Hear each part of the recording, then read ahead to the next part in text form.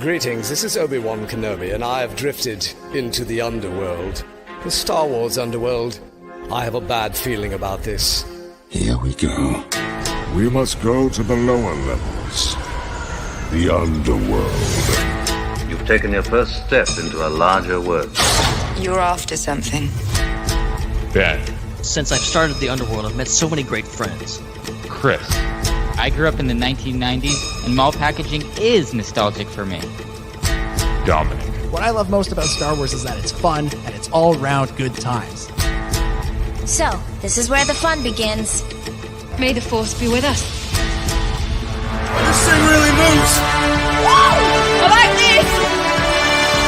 I can't believe you came all this way to see me.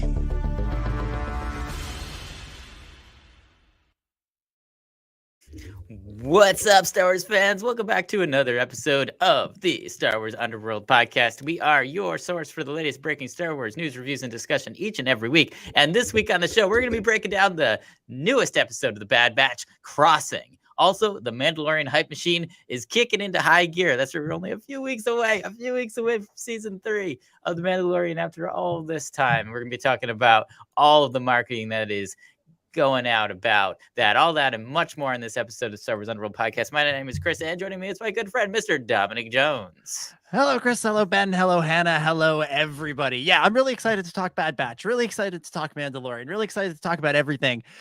But before we started the show, Ben just blew my mind because he pointed out how similar the voice of Savage Opress on the Clone Wars and Mr. Krabs on SpongeBob SquarePants is.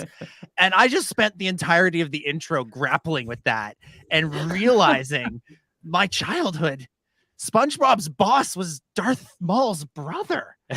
I don't know if I can do the show this week. I have to just process this information. So you guys, you talk about your Bad Batch, talk about your Mandalorians, your Baby Yodas, your Omegas, all of that stuff.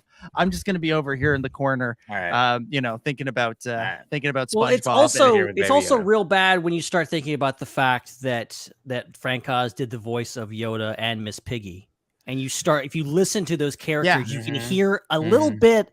Oh, Ben, you listen to Yoda, you can hear a little bit of Miss Piggy in there. Stop it. Wow. Stop it. Stop ruining brain can't handle that. Wow. It's a good thing you're not coming to Celebration, Ben, because otherwise we'd have words. What an insult. Oh, the ultimate insult. Jeez. I'm glad you're not coming to this Star Wars event, so I can't murder you when I see you. Oh my god! Exactly. We're a very peaceful show here on the Star Wars Underworld. Yeah, it's gonna be a great show. Also joining us is Ben Hart, the Star Wars guy. Yeah, I don't know where to go with this, honestly. Yeah, my mind's a little blown too. It's all coming back into my mind. Just thinking about those characters. But yeah, I'm gonna try to brush this off and say we got a lot to talk about tonight. Like a lot of stuff. Like there's so much news, and then also we got a Bad Batch episode to talk about, which I'm looking forward to discussing. So yeah, it's gonna be a good show.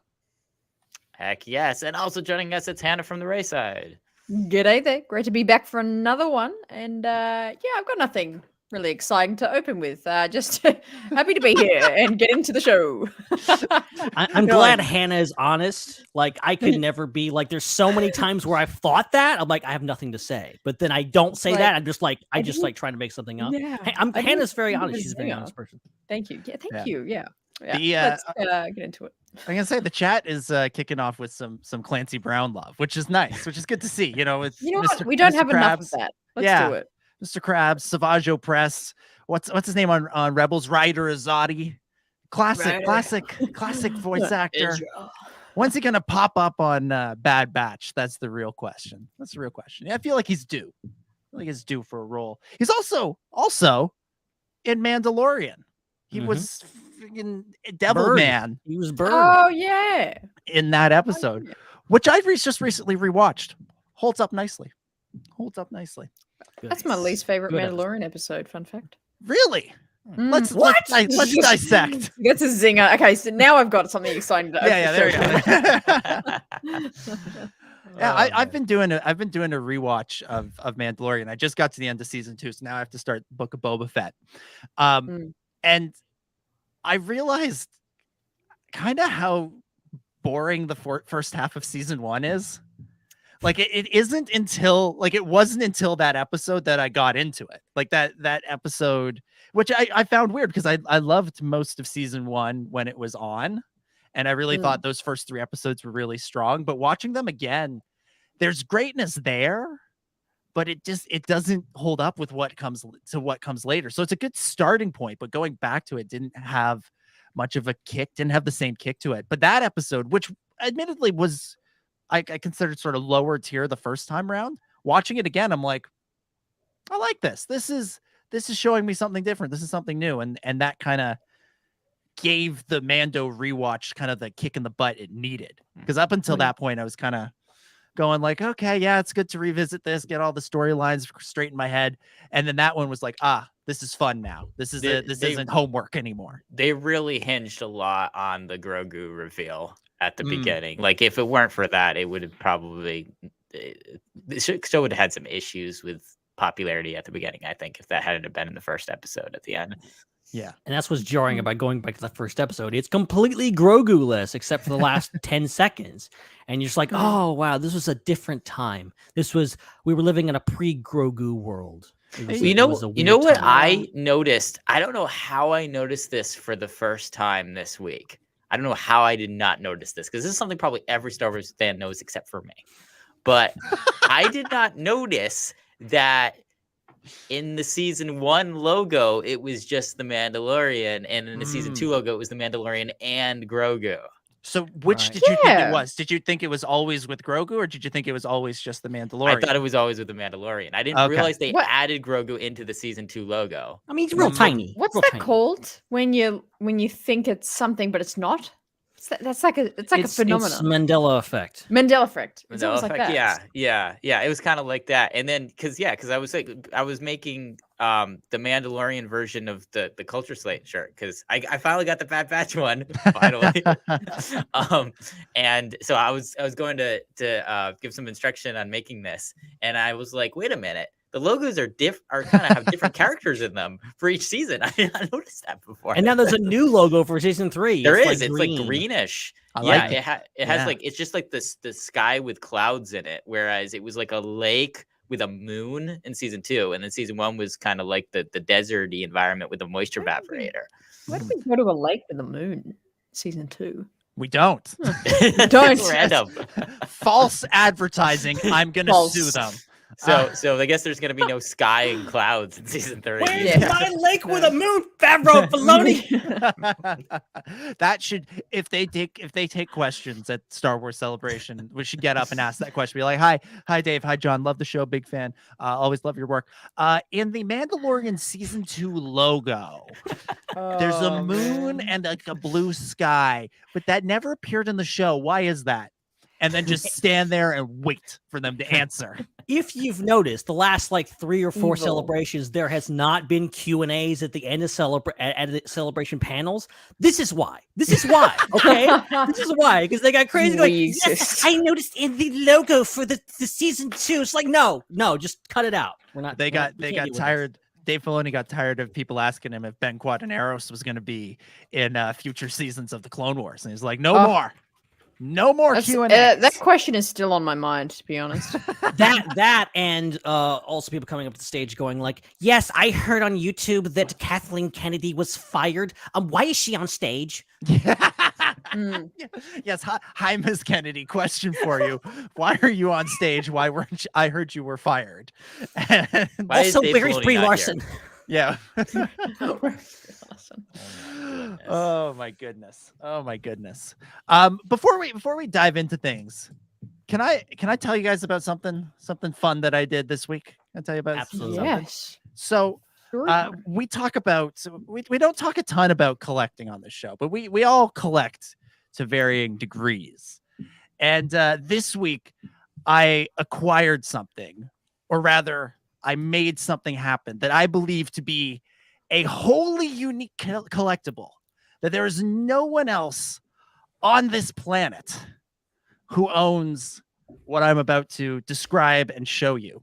So if you've listened to the show for a while, or you follow me on social media, you know that aside from Star Wars, my other favorite thing is the Toronto Maple Leafs, the National Hockey League I did not know this from about my you. hometown. Yes, it's a big surprise to you, Chris.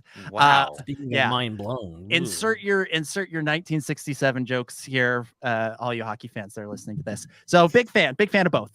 And this weekend, the Leafs did their outdoor practice. They do this every year where they go to the outdoor rink at City Hall in Toronto, because of course that's a thing that exists. And they practice outside so that anybody can go and show up and just watch and hang out. And so I went down there to do this, went to go check this out. And I went with a friend of the show, Dan Johnson of Order 416. Costume club from around here. He's been on the show in the past. And Dan's a big autograph collector. So he's like, you know what we're going to do?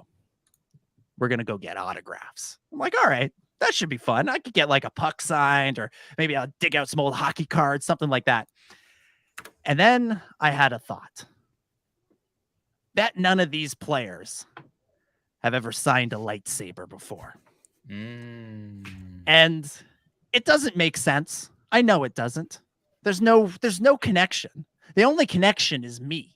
It's me going, I like these two things. And so I went down to City Hall, went to see the team practice, and I brought with me the lightsaber that I built at Galaxy's Edge back in 2019. You know, the thing that you pay $250 to get a lightsaber and a borderline spiritual experience at Disneyland for. A piece of plastic and a borderline spiritual and a borderline spiritual experience. That's what it is. It's what it is, especially for a heathen spent. like me. Yeah. So I bring that down with me, and there's two opportunities to get autographs: when the players first come out and they go onto the ice, and then again when they leave. And when they first come out, I chickened out. I couldn't do it. I was like, I can't do this. This is too ridiculous. What am I doing? Why did I bring this giant glow stick to City Hall? Then as they're practicing, I start going, you know what? All right. I got to do this. I brought it. I got to do it. So the first player to leave the ice is Morgan Riley, star defenseman, same age as me, but makes an offensive amount of money compared to what I make.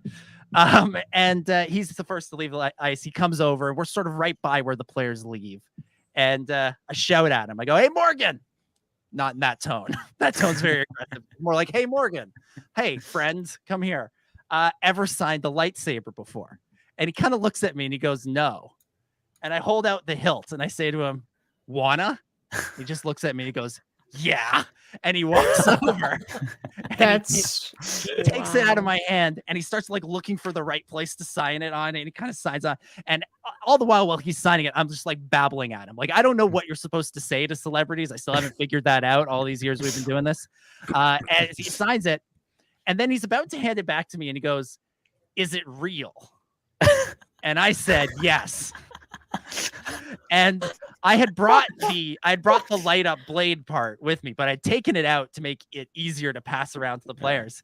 So I just said to him, "Hold on to that for a second." And I reach into the carrying case and I pull out this thing and I plug it in and I fire up the switch.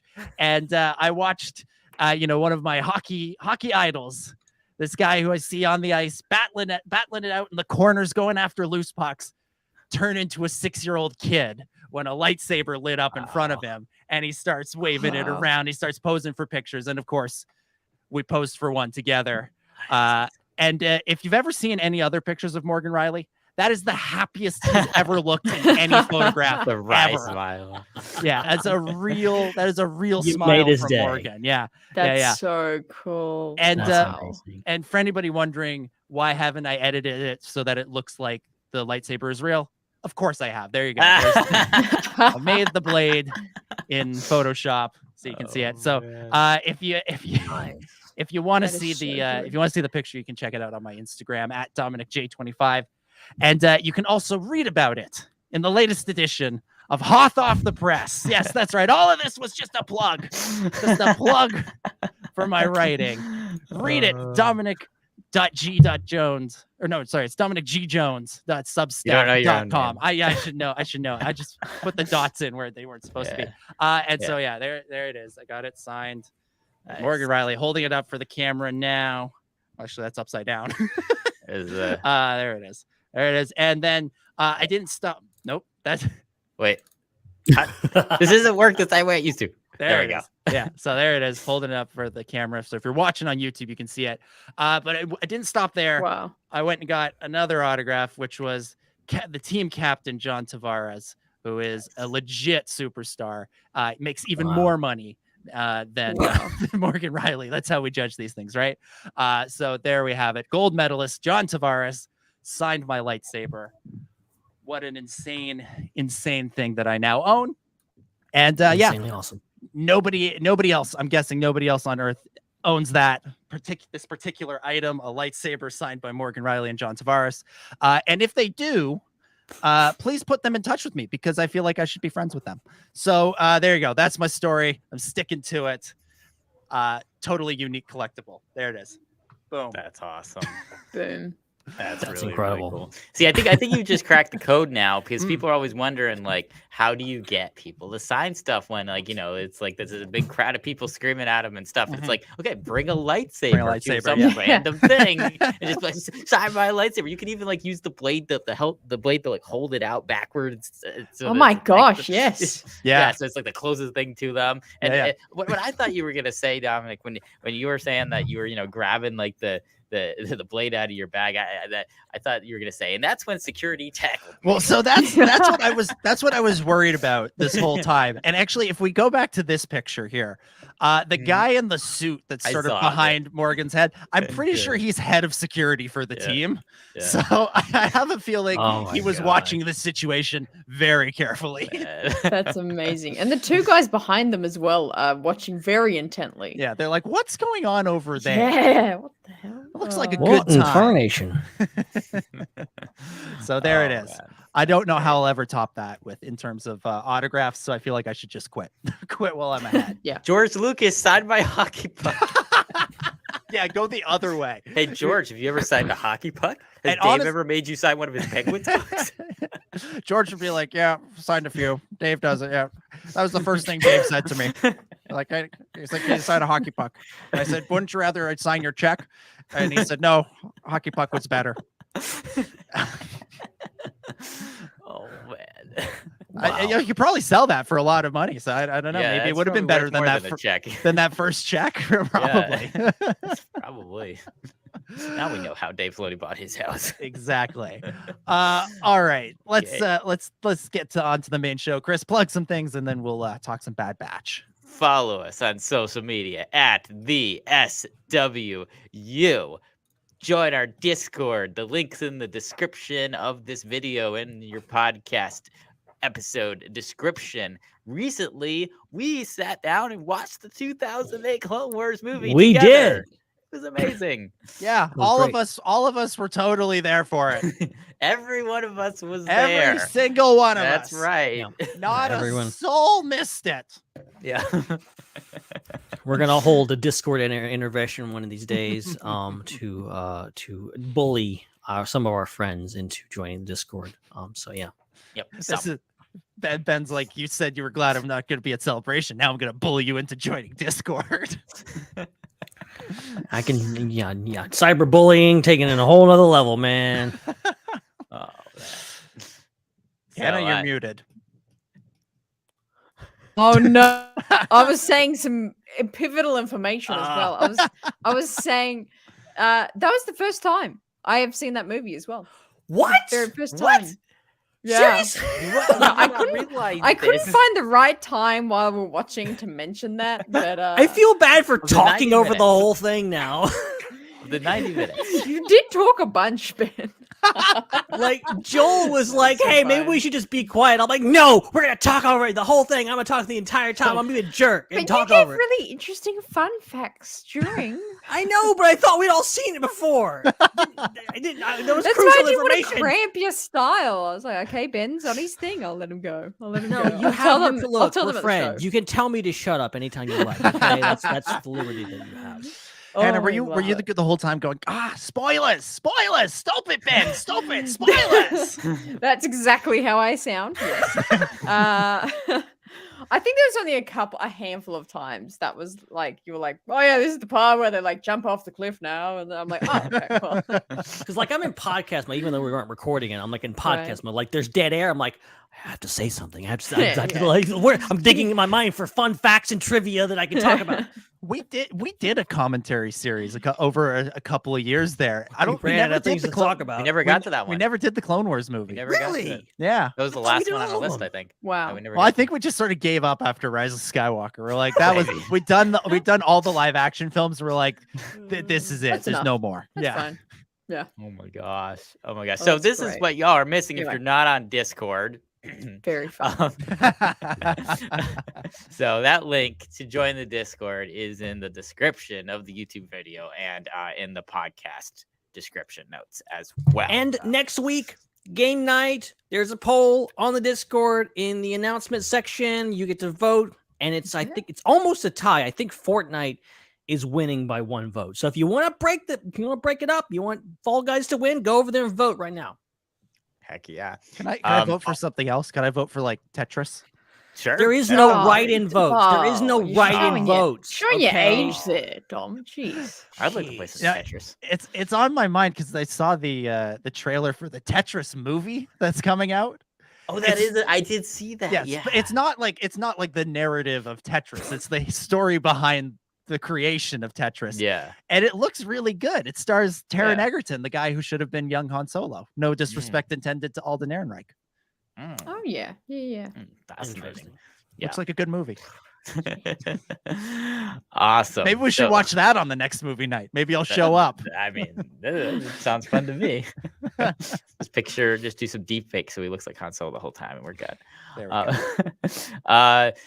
Please leave us a review if you're listening to this show on a podcast app, and make sure you are subscribed on that app so you can hear more episodes in your feed. Same with YouTube. Make sure you punch that subscribe button. If you're watching us live, we go live every Thursday night. You can super chat with us, and you can also support us by becoming a channel member over here on YouTube. And also make sure you check out the cultureslate.com/store, where you can get this Bad Batch Culture Slate shirt that I'm wearing that you can see if you are watching. And we also have some Mandalorian Culture Slate shirts on the way too. So that's going to be awesome. All right. Well, let's get into things, and we'll start by talking about the Bad Batch. We're, of course, talking about Season 2, Episode 9, The Crossing, written by Brooke Roberts and directed by Nathaniel Villanueva. The first Echo-less episode of the Bad Batch. Echo is gone, and we're grappling with the ramifications of that. We'll kick off the discussion the way we always do, go around the table, give some initial impressions on the episode, and Ben, as always, we're going to throw it to you first. What did you think of The Crossing? Yeah, so I quite enjoyed this one, even though it was definitely slower paced and personally not as strong as episodes as last week's. But how it's hard to top last week's. Like last week was such a high bar. I think it would be unfair to kind of say, well, it wasn't as good as last week's, because that's unfair. But I did enjoy this one for what it was. I like the fact that they did deal with it. It wasn't just like, oh, it's just another adventure with the Bad Batch and Echo's not here. Like, they actually addressed this and gave some really great character moments. I'm not saying that like I wouldn't have loved the story to maybe progress a little bit faster this season. And I think maybe it's moving a little too slow for my personal tastes overall. But I appreciate what they're trying to do, and I appreciate the fact that we haven't gotten some really great character-based stories. And I think this episode was probably one of the better ones, in especially in respect to Omega and Tech. And again, this is Tech's season. Like this is all about Tech. Tech is getting the most amount of just great writing and great development. And this episode really helps him shine, I think, as a character, but also addresses his issues and have, Omega pretty much call him out and go like, what is your deal, man? You're kind of, he's kind of a jerk in this episode. They're kind of jerks to everybody in this episode. They all kind of don't like each other. They're at each other's throats. I love this vulnerable version of the Bad Batch that they don't know what they're doing. They're very much off key and out of sync because one of the members is gone. And again, beautiful animation and sound design and everything like that. Again, the show has never looked better. A really interesting planet that we got, and yeah, cliffhanger. I did not see that coming either, but I appreciate that we're continuing kind of the more episodic nature of just like, hey, we're actually telling an overall story, not just every episode stands on its own. But so I did enjoy this one. I'm looking forward to getting into it further. Absolutely. Hannah, what about you? What did you think of this episode? Yeah, a lot of similar thoughts to you, Ben. I think, it wasn't the most jump out kind of episode. Nothing really wow happened, and that's okay. I think there was some really important character development that happened in this episode. And it was really, really interesting to see.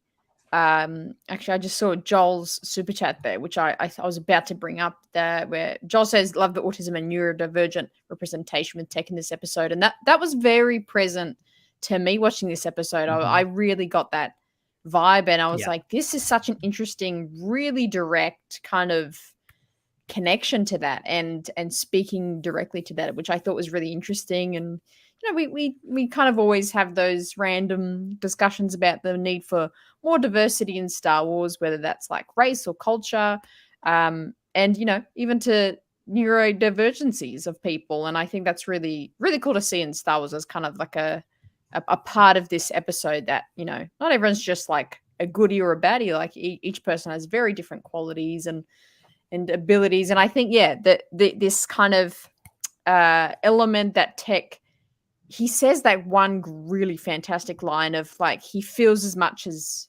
Omega does, but he just communicates it differently. I thought that was a very important line. And I was really wowed at that moment, kind of like up to this kind of moment. I was like, oh yeah, this is just like an episode. But then, by the end here, I was like, wow, this was actually a really important episode that had very subtle, very subtle notes all along the way of character dynamics and how to get along with different kinds of people, which I found really interesting. But I enjoyed this episode. Not the biggest wow episode, but I enjoyed watching it. Yeah, we will definitely get some more into the tech stuff because Bad Batch, rightly or wrongly, has taken a fair bit of flack for some diversity related things and some representation related things with it, how it's depicted some of the characters. So it was nice to see them do a really strong, really important piece of representation that we really haven't seen in Star Wars. That's not something. It's something that's maybe been there if you really know where to look.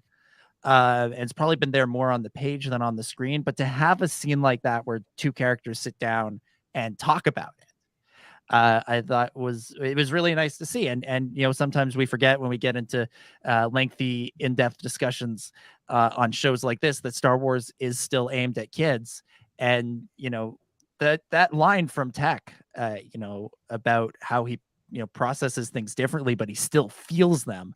I think that could be really meaningful for some kids watching the show, either for them sort of seeing themselves on screen or them seeing their friends on screen or seeing kids in their class on screen and just understanding that everybody approaches the world differently and everybody has, everybody responds to things in different ways. And just because it's not the same way that you would respond to something doesn't mean it's not valid or it's not, emotional and impactful. So yeah, it's a beautiful, beautiful scene, and we'll spend more time on it later for sure.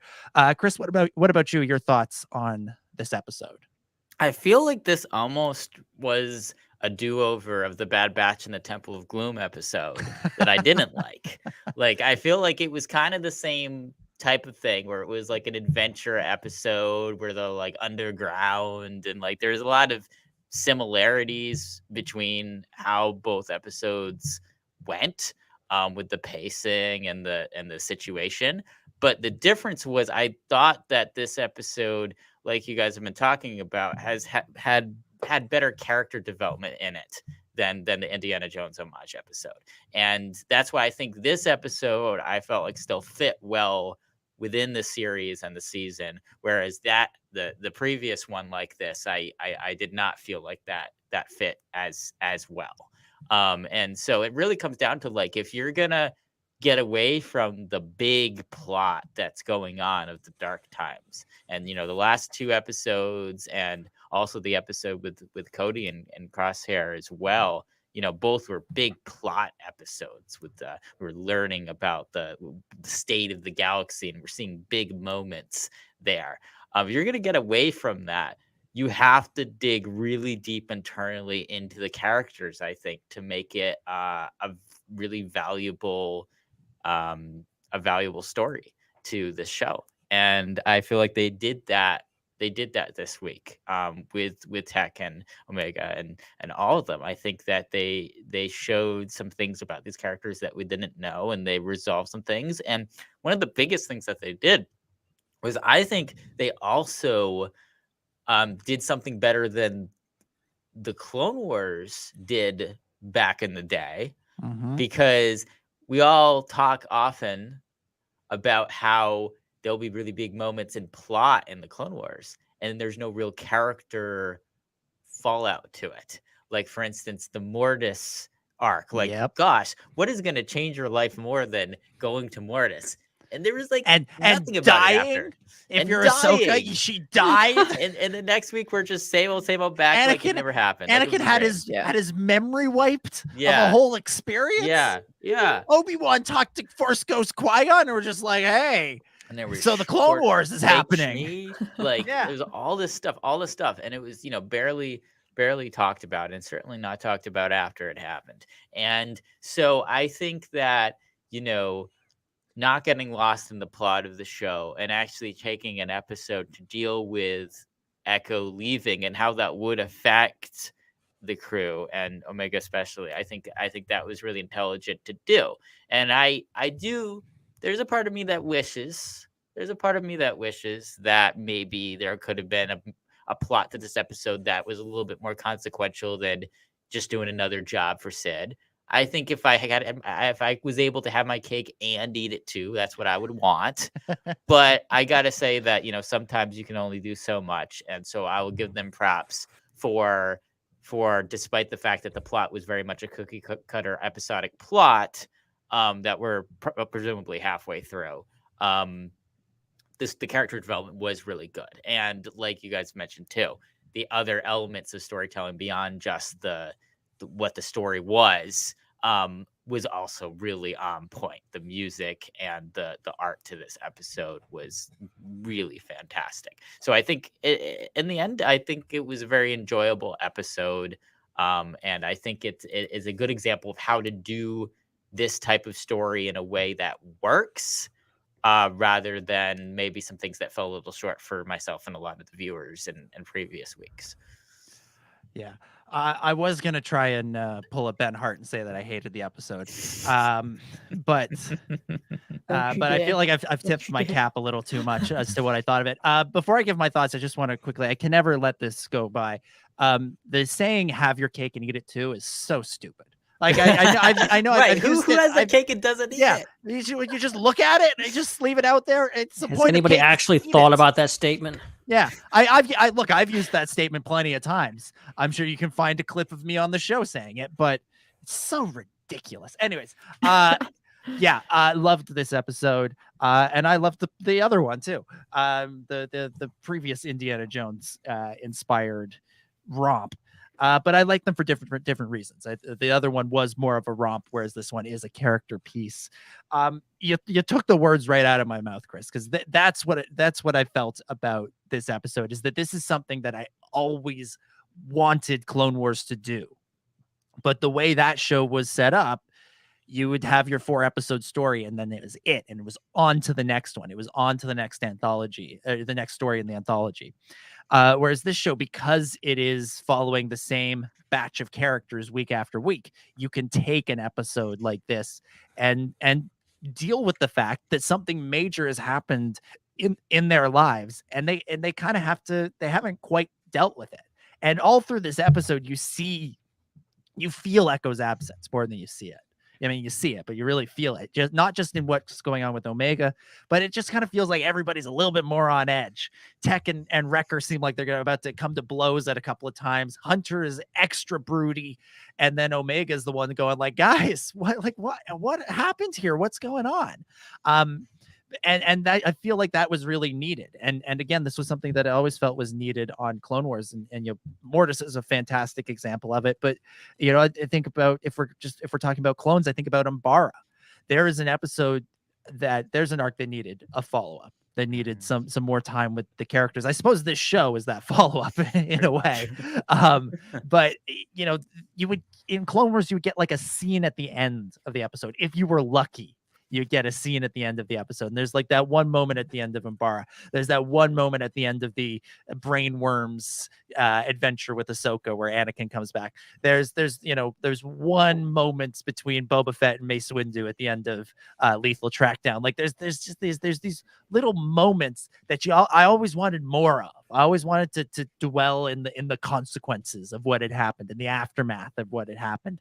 And that just wasn't the show that George wanted to do. And so we would just push on to the next week. And so to get to do that for a week here, I thought was excellent. I really enjoyed it, and it was much needed, especially coming off of those last two episodes, which were so impactful, so dramatic, so galactic changing. I felt like we needed some time with the main characters to respond to some of what went down. 100%. Before we move on, if I could take everybody to my corner of the room, the unvisited corner, Chris's definitions corner. I can explain to you the etymology of this saying. So it's just a twist of English changing a little bit, because have used to mean something slightly different. What if we said it now, we would be saying keep your cake and eat it too. That's what it means. You can't keep your cake for later and also eat it. You have to eat it now, or you have to wait and just look at it if you want to keep it for later. That's what it means. So let's stop saying have your cake unbreakable and eat it too, plastic keep wrap. Your cake. Keep your cake and eat it too, because that's what it was.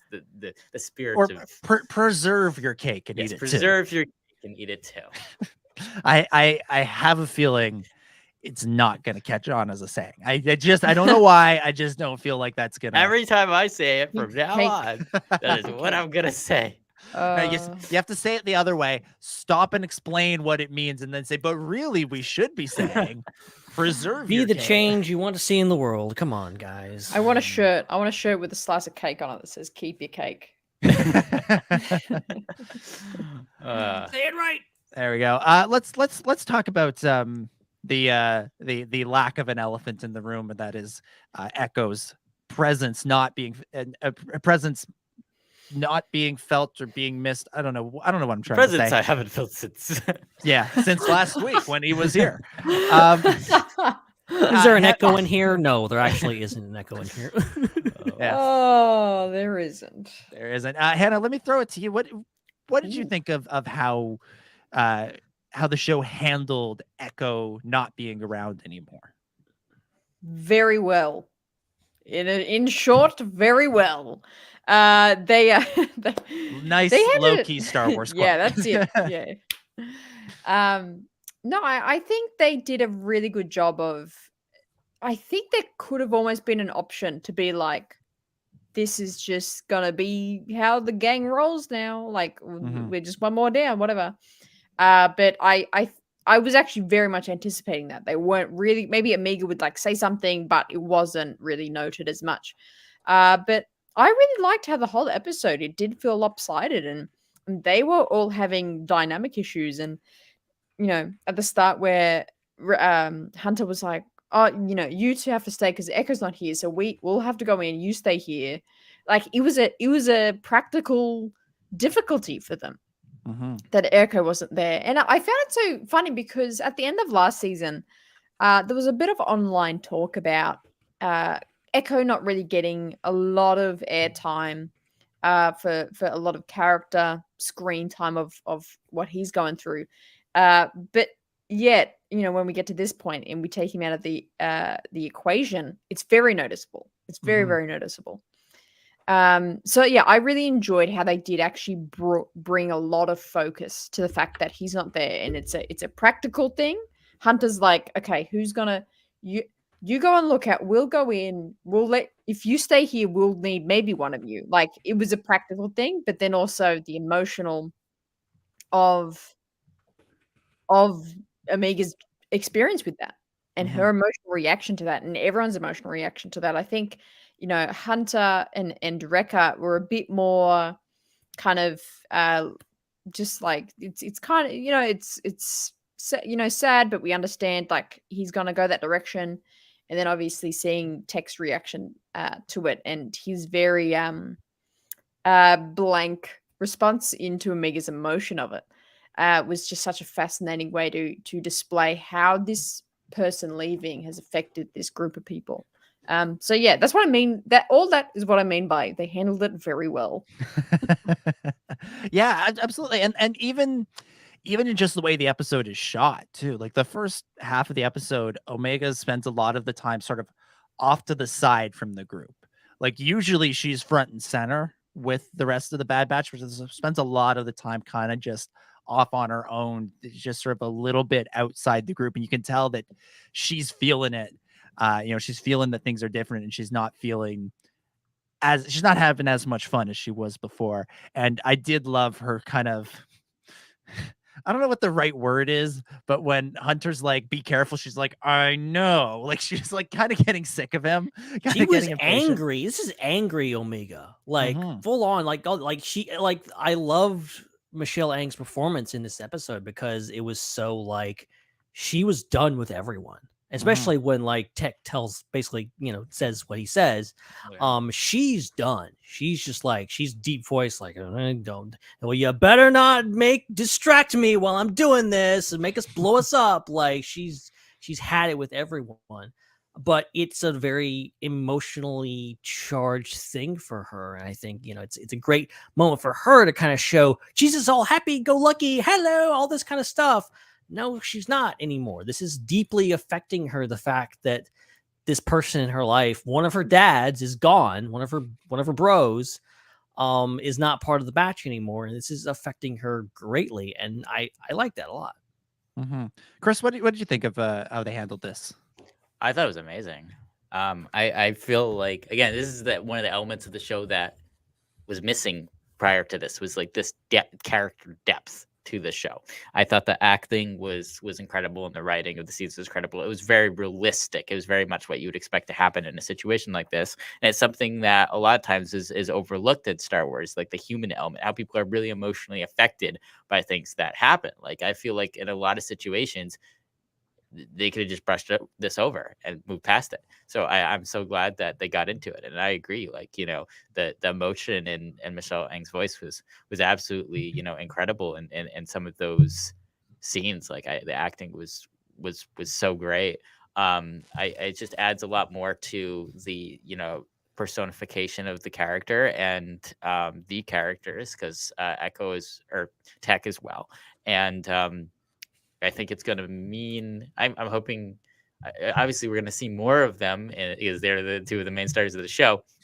She's going to add some more texture and nuance to when we see them deal with more stuff in the future. But I do like too how they kind of like built a resolution into the episode, which was interesting. Sometimes I think it would have been interesting to see them play that out for a little bit longer, to play out the strain between Tech and Omega a little bit longer. But it also was kind of neat how they just tied it up, and they were kind of buddies again by the end of the episode and working together. So it was a really good, like, relationship, like just a character development type episode where you had an issue and that issue was resolved. It was well done.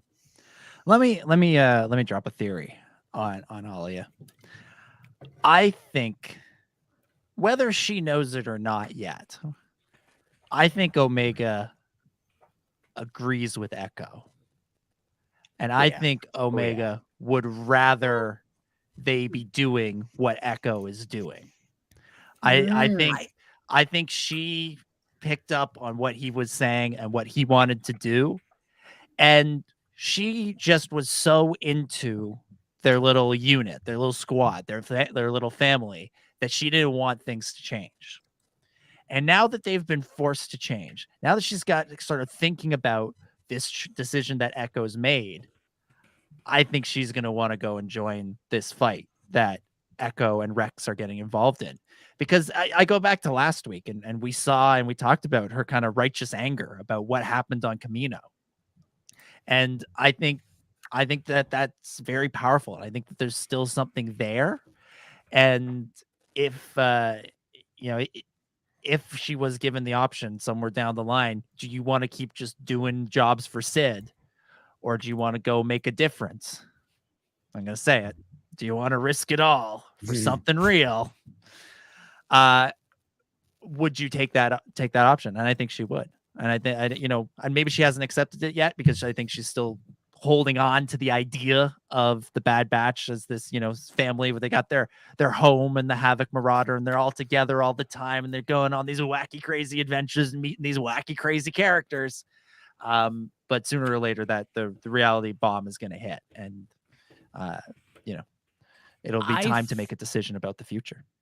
I feel like this episode, and by definition, this entire season, is meant to tell us, and is by default trying to tell the characters, they're on the wrong path. They're not where they should be. And Echo has been trying to say that all along since season 1, that his exact words, we should be doing more. Now Echo has kind of become fed up with, let's face it, his leadership, Hunter's kind of commitment to, we're going to stay out of this.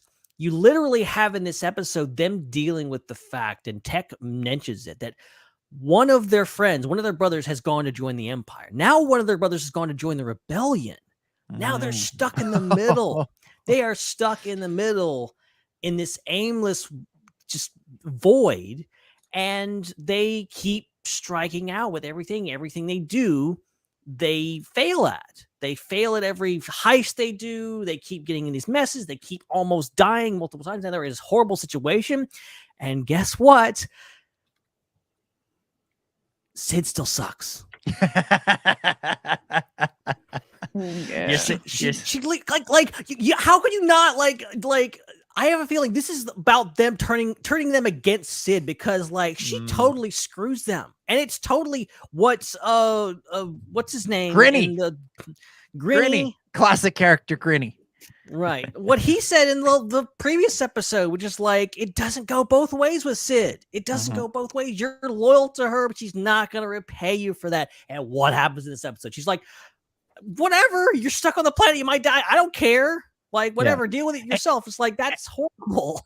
And even when they guilt trip her, she's like, well, let's see if I can get something out there in a couple days after your food and water have run out. It'll be fine. Don't worry. I'll be good. Yeah. And Sid, she's going to, make that part of their debt that they owe her, that she saved their butts on this planet, whatever it's called, this Wild West planet with kind of a green sky. Love the look of the planet. That was Utah. That was cool. You mean Utah? Yeah, it's basically Utah. Basically. And I confirm love Utah is like that, except for the massive electrical storms. What about the stampedes? Is that part of it? I'm pretty sure they've got those there. So too. that I was like, wait a minute, is this The Lion King? Am I watching The Lion King? That's what I thought when I saw that. They're waiting for the Tech, credit. brother, help me! Simba's down there. Oh, so good. We're waiting for the credit at the end of the episode, directed by Jon Favreau. Yep. So let's talk about Tech. Let's talk about this moment between Tech and Omega, where they kind of have it out.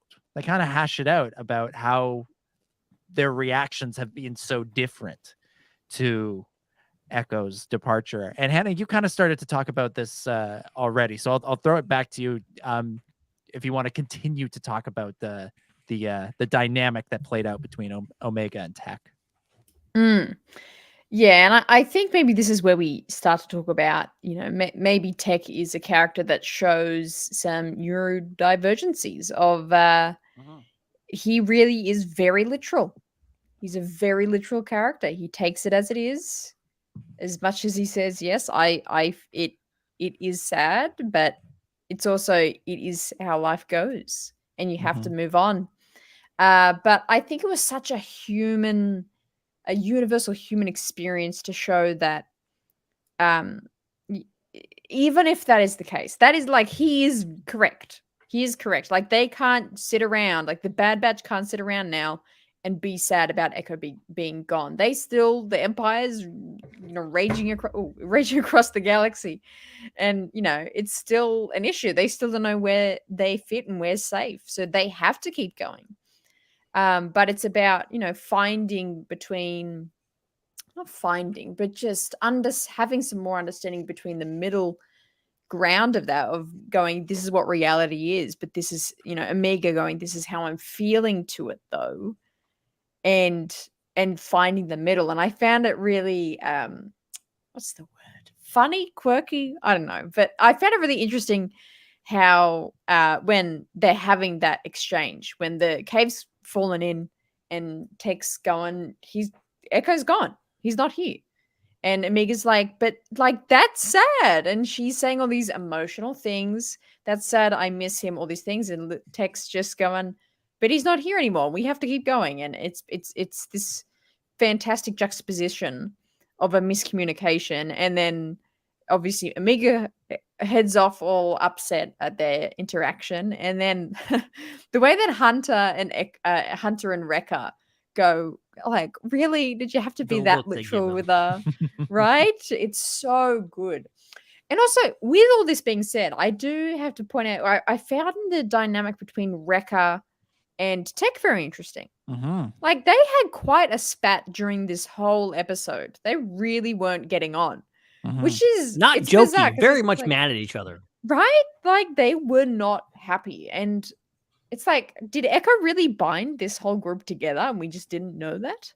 Is that what's happened? But yeah, it just shows the absolute, diversity of the, when you have to work as a team, how it's not just like all the time, yeah, we're a team, like, fist pump the air and huzzah, we're all together. Like, it is, people have different character traits and different ways of communicating, and that can be really difficult. It was an interesting little commentary on that, I found. Yeah, absolutely. It kind of, I like what you're saying about Echo was kind of the glue that kept the group together, even if we didn't really realize it. Because I kind of feel like he was the guy that could kind of get in there and be like, all right, focus up, like, let's go, like, let's get back, get your head in the game, which is sort of what Hunter should be doing. But Hunter, I think, is so focused on what he thinks is the big picture, which is this idea that they should just, find somewhere quiet to settle down. That I think he's kind of missing what's going on. And I mean that both in the sense of the bigger picture of the galaxy, but just what's going on with his crew, that, they're kind of at each other's throats over just basic how things are going. And it just sort of I wonder what's going on with old Hunter there. I feel like he's maybe didn't realize what he had in Echo. But sticking with Tech, Chris, I'll throw it to you. What did you think of the scene between the two of them after they've gone down the waterfall between Tech and Omega, and once they've sort of landed on the beach and they finally managed to find some common ground, or not even common ground, just an understanding of each other? Yeah. I mean, I think that was great. And again, it's more in line with that stuff. It's like the stuff that usually they kind of breeze beyond. It's just kind of more layers to the characters. But I mean, I think it was kind of important because I don't know, like I've never really interpreted Tech as being like that much of an a-hole. Like maybe if you like go back, maybe I have said that maybe at points, like maybe he shouldn't have put his foot in his mouth a little bit. I don't know, but I feel like I kind of understood the kind of coding of the character, as we kind of talked about before, that like he's just gonna be very logical and blunt and upfront with whatever he's saying, and he's not going to put that kind of communicative nuance into it that some people do, because to kind of like control the emotions of like what's being expressed and how it's received. And so yeah, so like for me, like it wasn't like, you know, I needed that to understand Tech or where he was coming from, but showing that is still good because, you know, it's still important to explain kind of like what his characterization is and kind of get inside his head and have him vocalize that and articulate that is good because it adds texture. And then also from an in-universe point of view, it makes sense that, well, maybe while some viewers might see his character and understand, okay, this is where this guy is coming from, not all the characters in the show are going to have that same bird's eye view of it. So I think it's very realistic to have someone like Omega, especially someone who, you know, is going to have more limited life experience than the other members of the Bad Batch being younger. Like, you know, it makes sense that she would maybe have never encountered someone or dealt with that before, that type of communication. So I think showing that was very realistic to see that explained through her interactions with him makes a lot of sense from an in-universe perspective. And then that also makes sense from the perspective of having a wide range of viewers. So, you know, like we talked about before, like maybe not just seeing representation for people who have neurodivergency, but also showing that so that people who aren't neurodivergent can be presented with it and then have learn a little bit about it as well. So I think that's kind of really smart too. So overall, I think just it's smart in universe, it's smart out of universe. It's all just like really, really well done, and it just flowed really well with the episode, and it really added to what the episode was and added to a plot that was very generic and made it a lot more nuanced and interesting and dramatic. Ben, what are your thoughts on this? Yeah, I mean, I like everything you guys are saying. Because I didn't really catch that when I first watched the episode, and I saw a lot of chatter on Twitter and people that are kind of identify, you know, and or maybe even diagnosed as autistic and neurodivergent and stuff like that really are in that group, really were identifying with Tech in this moment. We're picking up that. And I think that's wonderful. I think the fact that we have something that is very common nowadays, that people are more understanding ourselves a little bit better as humans, and we're able to diagnose this stuff and you know, deal with it the best we can. And I like the fact that this show, which is, yes, a Star Wars show, it's not necessarily made for kids, but it's definitely made with kids in mind. And I think this is a very important lesson to tell kids, especially when you're young enough that you're dealing with stuff that you don't know what's going on. You just know that it's, you know, and you don't have to necessarily be, you know, neurodivergent to just be an awkward person. That's my experience. Just being an awkward person that, you know, it's really hard to express your feelings, or just, you know, people like in the real world, people get implicated in crimes because somebody says, oh, that person is acting weird. They're not grieving properly or whatever else. Like they're acting weird. They're not like crying or whatever. Like that actually happens in real cases in real life. And I like that Omega is just like, what's your problem? Like, what are you doing? And it's just, Tech is not, I love that little moment. Some of the best acting I think D. Bradley Baker has ever done in any of these shows is that line. Just saying something from Tech, where he's just saying that, hey, just because I don't act a certain way doesn't mean I feel any less. And I think that's so important. And I think you have to think it's a great lesson for anybody, but especially kids that are watching this going like, hey, you're okay. You're not weird because you act a certain way, because you feel a certain way, because you express yourself as a certain way. You are fine. You just have to figure out how to express yourself, and, you know, helping other people to understand that. So I think giving Tech this person who is just the brainy tech guy who could just continue to be that, just a stereotype, giving him deeper layers as a person and helping him be this, I don't know, an avatar for a lot of people in the real world to kind of speak to them and help them understand themselves and people around them a little bit better. That's great. Yeah. And what I think really works about the scene too is that, you know, the scene doesn't say, or the show doesn't say one of these characters is right and one of these characters is wrong. It presents both of their ways, both of their approaches to the world as being completely valid and completely fair. That's true. And you know, it's completely fair to be emotional and to respond with emotions, to be sad and be upset about things that happen when change happens. You know, it's not always something that you immediately see as a positive, and sometimes it's not a positive at all. But just because you don't react with tears and being angry and frustrated doesn't mean you're not appreciating the situation or understanding it or feeling something impactful. So I thought that the writing on that scene was just phenomenal. And also, you know, Ben, you kind of hit on it there. You know, Tech was kind of this sort of stereotype character. All of the Bad Batch characters have been that. You know, they come from sort of the A-team kind of vibe, and they all kind of start from these real sort of archetypes of, you know, there's the tough guy, there's the brainy guy, there's the leader, there's the dark and broody sharpshooter. And the show has done such a great job at adding so much depth to all of them. And Tech was kind of the last holdout, I felt. And, you know, to choose to approach this character this way and to write him in a way that speaks to the neurodivergent experience.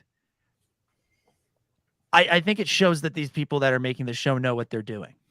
Yeah. Because they added that final layer to Tech, because that was what always sort of, I always thought Tech was kind of the most boring character on the show, because it never seemed like he broke out of the sort of the shell that was the archetype for this character. And in this moment, they gave a reason. They gave a reason for it, and it was a beautiful scene and an impactful, good reason to go with. So it again speaks to the people making this show and the fact that they know what they're doing. That's kind of really it for the episode. You know, the plot itself, as you alluded to, Chris, you know, it's another sort of mind thing, and they're going through it. And you know, we see the guy who steals the ship at the beginning. I thought we were getting like another Martin Matten kind of character, like we would get on Rebels, who would be just sort of there for a week. But I'm kind of glad we didn't. I'm kind of glad they kept the focus in almost entirely on the Bad Batch, and it wasn't until Sid showed up at the end that anybody else had any dialogue other than the Bad Batch. So with that in mind, Ben, is it time for our favorite segment? Maybe. Are you ready? No. Are you ready? Are you ready, Ben? Because aye, Clancy. It's time for Ben's Connection Corner. Connections in the corner with Ben. It's Ben's Connection Corner. Do. How's it going, everybody? Ben's Connection Corner is filmed in front of a live studio audience. All right, Ben Jammin, what you got for us? What's in the corner this week? Yeah, you will not believe, man. I spent so much time. I have so many notes about this episode. It's crazy. I got a grand total of 3 notes about this episode. Started off, I thought, what's the name of the stuff? I see. You see how much I'm half-assing this. What's the name of the stuff that they're mining in this episode? I forget. Ipsium. Ipsium. I thought it was Ipswich, but that turns out later that's just a place in England. Apparently. That's a place here too. Oh my god. Is it? Oh. Yeah. I feel like there's one in America too. There's probably one in Canada. America copies everyone else. I think it's called New Ipswich in America. I was gonna say it's probably New Ipswich because everything is new. I'm pretty sure New Ipswich is a thing. I've heard that. It's like Massachusetts or something. Yeah, Americans were like, let's just do this, but add new to the front of it. That's it. No, it's in New Hampshire. In New Hampshire. That's why I know New where Hampshire, it is. New Ipswich, in New Hampshire. There it is. Boy. What was the name of it? I forget again. It's been Ipsum. Ipsium. Yeah, I Ipsum. couldn't. Oh, Ipsium. Oh, Ips- am I forgetting a vowel? Ipsum is where you put when you make like a something you need to put words on it just to be there. It's called a ipsum, but this is ipsium. That's Chris's definition corner inside. Yeah. Thank you for that. Look, all I'm gonna say about this is that ipsium sounds an awful lot like coaxium. And it seems like if you're gonna make something sound Star Wars, you're just gonna add an axiom to the end of it. Fair enough. To things. Also blatant reference to the Lion King in that one scene, obviously. So there you go. That's been Ben's Connection Corner. That was only 2. I had 2 in 1 there. It was about the axiom thing. Yeah. Oh, okay. That was your connection. Was the sound axiom? That was it. Look, I told you. I warned you. I told you that it wasn't going to be much here. Okay. Right. This is your opportunity now. Look, I'll leave it open to everybody. If they want to bring their own connections in the connection corner, they speak now, forever hold your peace. Bring your own connections. Yeah. BYOC, bring your own connections for a future installment of Ben's Connection Corner. Connections in the corner with Ben. It's Ben's Connection Corner. Do. How's it going, everybody? Ben's Connection Corner is filmed in front of a live studio audience. I've decided that we're all gonna have corners. We're gonna have Ben's Connection Corner. We're gonna have Chris's definition corner. All right. We're gonna have Hannah's impression corner. Yep. Dom, I don't know what corner you want. I don't know what corners are left. Didn't you have a knockoff version of Connections Corner one week? Well, yeah, there was one week where everybody had their because it was Ben's Connection Corner, it was Chris's Connection Corridor, Hannah's Connection Hallway, and Dominic's Connection Doorway. So I feel like we should all have our own topics, though. Yeah, I don't know. I don't know what. You might not find. I didn't find mine until this week. So comment below what you think my corner should be, and let me know, because right. Yeah, I mean, you guys saw the lightsaber. I will commit to a bit. I will commit to something. I know, it's like if you give me an idea. Sport relatability corner. I was gonna say that one doesn't quite roll off the tongue the way Ben's Connection Corner does. I don't know. We'll have to think about it. As people write in. Comment. What should Dom's thing be? Yeah. What's the email address again? Star Wars. No. What is it? SW Underworld at gmail.com. 13 years. That's it. Yeah. SW Underworld at gmail.com. I temporarily forgot it. I think we've been saying we need to get a new one for about 3 years now. I mean, that's one of the oldest things here. That's probably older than the podcast. Probably, yeah. But write in. Tell me what my corner should be, and I'll commit to it. Hey, no. Go to the Discord and tell us. Yeah, only on the Discord. There you go. At Dominic J25 on Discord, or whatever the heck your Discord handle is. I think that's what it is. I don't know. Yeah, at Dominic J25 in our server. There all night long. Let's do it. All so it goes night long. Bing, bing, bing, bing. All right. Well, let's wrap up the Bad Batch discussion by going around the table one more time, giving final thoughts and scores out of 10. Ben, why don't you start us off again? Let's go back to you. Okay. Let's go back circle. Let's go back to you and heal. The circle is heal what your score is. Nope, not working. What's your final thoughts and score out of 10 for The Crossing? Like I said, I really did enjoy this episode as a character piece, as diving into the characters of Omega and Tech respectively. And Tech especially, I think, was a welcomed thing to see. And just like I said, beautifully animated episode, beautifully acted episode. I think really great thing. And also I'm glad that it's not quite over. I'm hoping there's more to this story. I'm hoping there's more to them realizing where their place is in the galaxy. I think this planet and this little story arc that we're going into could be something of an awakening for them, hopefully, because I think the story is trying to tell them something, and I hope they figure it out. And I think, you know, the idea that, you know, Echo being gone is a huge linchpin in them being just absolutely dysfunctional, at each other's throats, angry, sad, confused, you know, all this stuff is very welcomed in a show that, you know, can just kind of be episodic and just be like, okay, whatever, that was last week. You know, we're assuming that some time has passed and everybody's over their stuff and no big deal.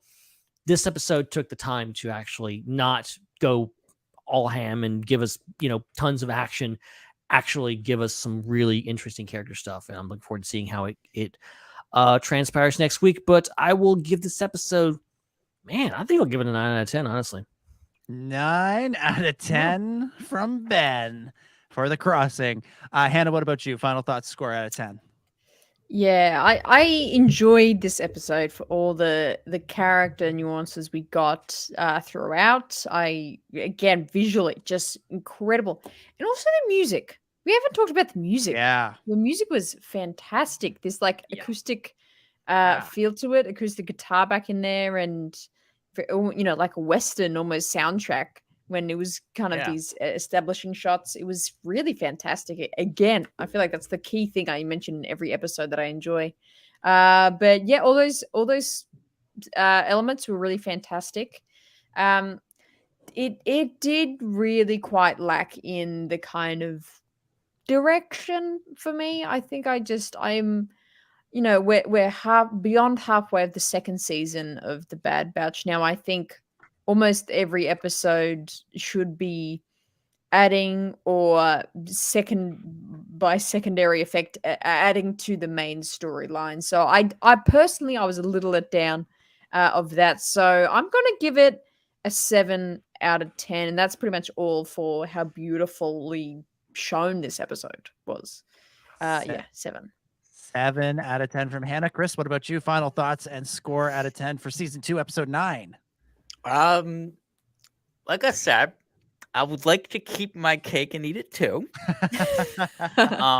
And you know, preserve your cake and eat it. Yeah, I want to keep with the guttural click alliteration there. But yeah, okay, fair enough. Yes, but yeah, so I do wish, you know, there wasn't as much of a divergence from the overall plot of the galaxy that was getting so interesting. You know, it does feel a little whiplashy, you know, to go from these little side quests to main quests, now back to side quests. Like, I kind of dislike that, and that's why it's not a perfect episode for me. But I do think, aside from that, everything else was done really well. The characters were done well, and it did add to the characters, and that is still important. So I give them points for doing that. And like we said, everything else was amazing. Like I love the way that the Ipsium looked. Like I thought that was incredible. There's just some amazing I animated. want to eat it. Kind of looks like a really nice, like, I don't know, like a syrup. Looked like a Jello shot, is what it looked like. If you want some uranium plutonium shots, I can hook you up with some. Those do exist. No, I'm pretty sure if you eat or drink that, you die. I'm pretty sure. I think Ipsium's probably the same thing. So, but it's fictional. So you die fictionally. Exactly. I see. You can come back from that. People come back from death in fiction all the time. And it doesn't happen a whole heck of a lot in real life. Yeah. So anyway. Okay. So that it looked amazing. I was not hungry while watching the episode, so I did not have an appetite for it, unlike Hannah. But I did think that it visually looked cool. And yeah, it was just music, everything pretty awesome. So 8 out of 10. 8 out of 10. It's just a solid. That's my solid score. That's my okay. You did your job. You didn't wow me, but you did your job. I was entertained. You know. All right. 8 out of 10. 8 out of 10 from Chris. I'm going to give it an 8.5. I thought it was a really, really strong episode for all the reasons we've discussed. And I'm going to say, I think for me at this point, the side quests are the main quest. This season to me is not, it's not about what's going on in the larger galaxy. It's about what's going on with the Bad Batch. It's about what's going on with these characters. And sometimes it's going to intersect with the larger galaxy. And I like it when it does. But week to week, what's been driving this season has been these characters and their relationships with one another. And so to get an episode that really was all relationships, there's a couple of action sequences, but there's, being swept down some river rapids and being chased by a bunch of deer, or whatever those things were. So there wasn't a ton of it was just basically a character piece. It was just them talking to each other. And that's something that we don't always see a ton of in Star Wars, and I really liked seeing it in this episode. It was a nice change of pace after everything that we've seen in the first half of the season, and especially in those last 2 episodes. So yeah, 8.5 out of 10 from me. Also, just really beautiful animation. Those shots of Omega and Tech emerging from the water. Sit down, James Cameron. That's how you do it. That's how you do it. The Bad Batch, the Way of Water. That's what this episode should have been called. All right, let's change pace here, and let's talk a little Mandalorian, because that's coming up. What, less than 2 weeks, right, Ben? 13 days to be exact, or maybe 12, probably closer to 12 when all you guys are listening to this. Yeah, so we're seeing a lot of promotion for season 3 of The Mandalorian, including a TV spot that dropped during the Super Bowl. There was another TV spot that dropped today on social media. There's this great recap video that's out there, and there's actually a clip. There's a whole clip from season 2 that's available. Obviously we can't play them here because laws and money and that sort of thing. But I'm gonna try and skirt the rules a little bit here, and we'll put. I'm going to share my screen where the video is, and we're not going to play it, but we'll just sort of jump through some moments in it, and we'll see if this works, and see how Lucasfilm feels about that. But the gist of the scene is Mando and Grogu showing up to see Greef Karga, and it becomes clear that Greef Karga has not seen the Book of Boba Fett. He was unaware that these guys have been reunited, that they're back together, and all the while through the scene, Grogu spinning in his chair, lifting jelly beans, doing what a toddler who was trained in the Force would do. What did we think of? What do we think of this clip? You know what this reminds me of? It reminds me of the original. That's odd that I'm saying that. The original Matrix movie, where Neo goes to the house where all the other special children are who have the abilities that he has, and they're just a bunch of like little kids just moving objects around nonchalantly, and like no one cares. Like, it reminds me of that. Okay. Yeah. Sure. Sure. I love that now that he has had proper training, he's just using the Force like it's nothing now. It's no longer, oh, I use the Force in big, epic ways, and I have to go sleepy for a little while. Like, it's now it's just like you can hear the Force sound. You can hear that little that rumble that they use for all the Force, but it's just like him just like going, and he sees his hand, just turn the chair around, and then Din's like he just stops the chair, like stop moving. Being a dad. Yeah, he's like settle down. We're with company here. Behave. Yeah. Yeah. I think it just shows a lot. I think this is going to be a fairly prominent thing in the season of, that we all love the Mando Grogu interaction and connection that they share. So yeah, I think we'll get a lot of this in the season, which I'm very excited to. Very, very sweet little excerpt here. Mm-hmm. what'll be interesting, I think, to see is this will be the first time that Din and Grogu have accepted the fact that they're meant to be together. Because all through season 1 and 2, there's this feeling of, even though very clearly Mando cares for Baby Yoda, he's still trying to get rid of him. Every person he meets, he's like, do you want this child? Take this child. Ahsoka, take this child. Luke, take this child. Random people in this village that I just saved from an ATST, take this child. He's constantly sort of passing him off to, trying to pass him off to somebody. And now it's just like, no, they're together. They're on these adventures together. There's no stopping them now. The two of them will be together forever, hopefully. As long as one of them doesn't die, which don't say that out loud. Please don't dare. Don't you dare. It could happen. I don't think it will. Also got it.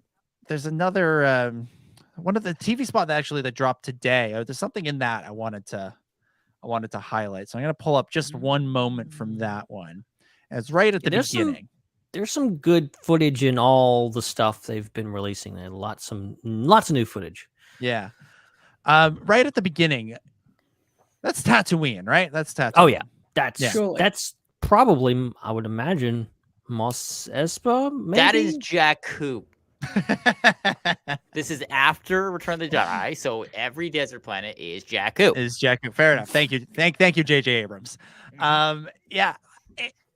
But so something we've talked a lot about, the relationship between season 3 of this show and the Book of Boba Fett, and maybe we'll touch on that again in a minute if we talk about the recap video that's out there. But it's always in the context of, Din and Grogu and how they've reunited. This big reunion that they had was on another show. We haven't really talked about what role Boba Fett might play in The Mandalorian now that he is the crime lord, the guy, the dude, the man in charge on Tatooine. I don't know. This is something I've sort of been wondering as we've gone through the trailers and Boba hasn't been in there. I don't know. What do we think? What do you guys think? What kind of role do you think Boba Fett might play in this season, if any? Like maybe Boba's just not in it. I think maybe I almost see him as doing like a cameo in the sense that like if something happens on Tatooine, maybe like, Boba Fett will show up because like he's like in charge and he'll like say something or do something or order somebody to help with something. But I can't imagine like there's gonna be like a character development in Boba Fett's story. I feel like it doesn't seem to fit. But and I think he's gonna show up and just be like, "Hey, you owe me 2 episodes of your show. I'm here to take over. Get out of here, Din Djarin." Yeah, but there's been so much Mandalorian stuff. There's so much Mandalorian action that I keep looking at all of those scenes, going, "Where's Boba? Where is he? Where's that green armor? Why isn't he there? Shouldn't he be part of this?" He feels like he's a key ally of the main character. That it's funny. There was a poster they released as part of the Empire stuff. Well, I'm sure we'll talk about in a minute. Mm-hmm. That was a poster with like all the Mandalorian helmets, and the first version of it that was released was just like this hologram version of it, so you couldn't tell any of the colors. Mm-hmm. And one of the helmets had a dent right here, and people were like, "It's Boba Fett, confirmed. He's in this new season." And then they actually get the color version of it, and it's like a brown helmet, like it's clearly not Boba's. And then someone literally just tweeted at us a few minutes ago with like a grainy a photo, like a screenshot from I think one of these. It's like a picture of a green Mandalorian circled in red in the very background, and like Boba, is he here? And I hope so. I don't know. I mean, it's very blurry screenshot, but I feel like Boba is a good cameo, like for bringing back Grief Karga and Peli Motto and all these kind of characters that are kind of standby. I feel like Boba is a good thing to do. But I also wouldn't be shocked if he just doesn't show up at all. Mm-hmm. If Boba's not in this season, it gives me a little bit more hope for a second season of a Boba Fett show. Yeah, same. Because I feel like if Book of Boba Fett was one and done, then they'd find a way to incorporate Boba back into the main plot of the Mandalorian, of the Mandoverse, which may yet still happen should we get to season 4 without a season 2 of the Book of Boba Fett in between, or at least one announced. But I feel like if they felt like, especially if they felt that Book of Boba Fett wasn't a success or something, then maybe they would reincorporate it. But if they have other plans for the character, possibly involving robot Cobb Vanth, then, which by the way, nobody talks about that anymore. That was such a big thing at the end of the episode, and we've all just forgotten it. That's not come up once. Mostly because it was like a 2-second cameo, and people were like, "What? Wait, who is that in the tank?"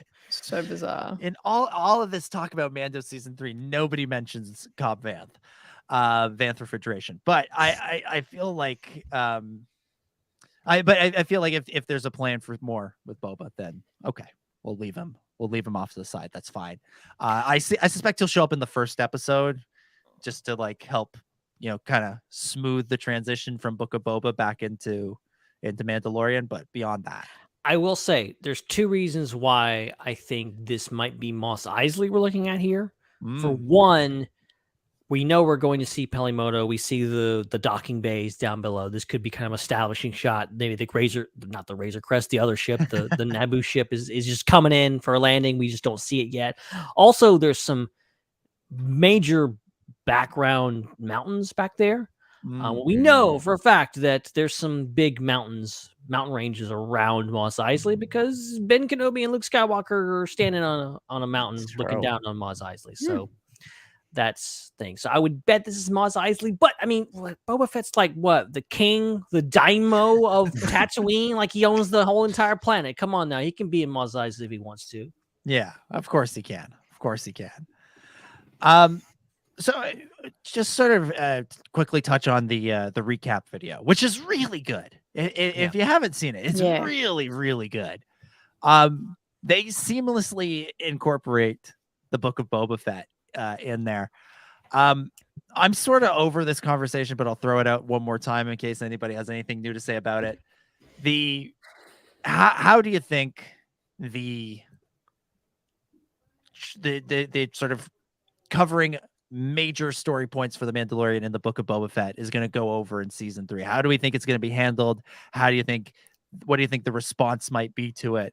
Obviously for everybody listening to this show, we saw the other one, so we know it doesn't matter. It's all one story to us. But do you think that's going to be a significant issue? Well, if I'm not mistaken, there's recaps before each episode, right? Yes. So I'm guessing that just like, they would have with things that are coming back from season 2 of The Mandalorian, I think they're going to show relevant parts of the Book of Boba Fett in those recaps if people need to re-see something or be reminded of something for something to make sense in the season 3. That's what I think is going to happen. So I don't think there'll be added exposition, nor do I think they'll ignore it and pretend it didn't happen. I think it's not going to affect the actual running time show. I think it's just the recaps will deal with it. Okay. I suspect you're right. I don't think there's going to be any really awkward dialogue going, hey, remember when this happened? Yeah, and I think we're getting, I don't know who we are, but we're all getting too worried about it. Yeah, I agree. I think a vast majority, like the numbers of Boba Fett and especially those episodes are very, very high. It's only going to be a very small percentage of really, really casual, just kind of Mandalorian people that maybe haven't seen Boba. So I think it'll we won't notice. We won't really notice those people that were like, how did they get back together again? And then like we said, I think they'll do a recap, which is pretty involved. At the very least, like if you're not caught up, if you're like people like if you're paying attention at all. If you're just a normal person that just watches TV, you just watch the Super Bowl, you saw this TV spot, you saw The Mandalorian season 3 is coming, and you see images of Grogu, and you're like, what's going on there? Disney Plus is a service that most people have. I'm assuming if you watch The Mandalorian, you also have access to the Book of Boba Fett. There's only like 2 episodes of that show that you have to watch, that you absolutely have to watch to understand what's going on. I know this because my mom is in that camp. She didn't care about Boba Fett, okay? She checked out after Mandalorian season 2. Was like, okay, I'm done. Grogu's out. I'm out. And then Book of Boba Fett came along, didn't watch it. And then the Return of the Mandalorian come along. I'm like, okay, Mom, come on, just come over the TV. You got to watch this, okay? This is your thing. Just trust me on this one. And we watched the rest of the season, and that was that. So I think a lot of people may just go back. Also Google's a thing. Like, just like, why is Grogu back in the Mandalorian after he left Luke Skywalker? Well, I mean, there's Wikipedia, they'll tell you. Yeah. So like, I think people are putting like, yeah, it's a fun joke to say like, yeah, but like, people are accustomed to this. Like, one of the biggest franchises on the planet, one of the most popular things on the planet right now is the MCU, which is totally built on the fact that it just assumes that you've seen everything that you're going to watch. You watched the Ant-Man movie, you watched She-Hulk, you watched it all. Understand, because that stuff's going to come back. Okay. And you just kind of roll with it, or you're just going to go into the next thing going like, well, I missed something. Oh, well. Hulk's got a son now. Okay. That's weird. Okay. Whatever. Let's just roll with it. Like that's how it goes. So I think people are, admittedly, I get where you're coming from. People are still peeved with the whole idea of Grogu coming back so quickly. I understand their thing, but I think we need to move past it. Yeah, I think the whole thing about Grogu coming back in the Book of Boba Fett. I'm not saying it's not a real thing that people are going to question, but I think a lot more virtual ink has been spilt on that than is merited, because I think it generates a lot of people clicking on stories going, oh yeah, that is interesting. So anyway, Jon Favreau actually did talk about this in the interview with Empire magazine. This is what he said about their reunion in the Book of Boba Fett. He said, we couldn't just hit a hard reset, Favreau tells Empire in the Mandalorian season 3 issue. It's going to be interesting to see how this unfolds for people who may not have seen the Book of Boba Fett. So even John's talking about it. But I think Book of Boba Fett offered time to pass. You saw what Mando was like without Baby Yoda, and we saw Grogu, what Grogu was like without the Mandalorian, and neither of them was doing too good. So them coming back together was a really good plot point that allows us to jump back into season 3 while maintaining the central relationship. I think you have to service both things. Just because this kid has the potential and had training, does he belong away from the Mandalorian? I saw it more like Paper Moon, where the whole thing is about delivering the kid to the blood relative, only to realize that whether genetically through her father or just through bonding, Tatum O'Neal has to end up with Ryan O'Neal. That ending feels really good to me. And this kid, Grogu, is given a decision to choose. And the kid chooses the emotional relationship he wants to have with the Mandalorian, passing up on Yoda's lightsaber. Part of you wants to see him develop in that way. Part of you the other. I feel like I actually really like what Favreau has to say there. I really like this idea that the whole first 2 seasons of The Mandalorian was almost a little bit of a fake out. It was almost this sort of like, no, these guys can't be together. They can't be together. We're going to spend the entire season trying to split them up. And then they only to realize, no, they should be together. And so the return, while it was fast in episode time, it was a long time in real time. And I think that does count. That does count. Maybe it doesn't count for the people binging 2 years from now, but it does. I do think it does count for the audience, because when they reunite in the last episode of the Book of Boba Fett, it had been well over a year of them being apart. We had sort of seen them, split apart, and always kind of knowing in the back of our minds that they were going to get back together. And I think I kind of like that idea. I like the way Favreau lays it out, and if they sort of follow that through, I can see it. I could see it really working. The other thing he says in there that I thought was kind of worth noting is that and this was something I thought they did really smartly on the Book of Boba Fett, was when they incorporated Mando and we got to see him without Grogu.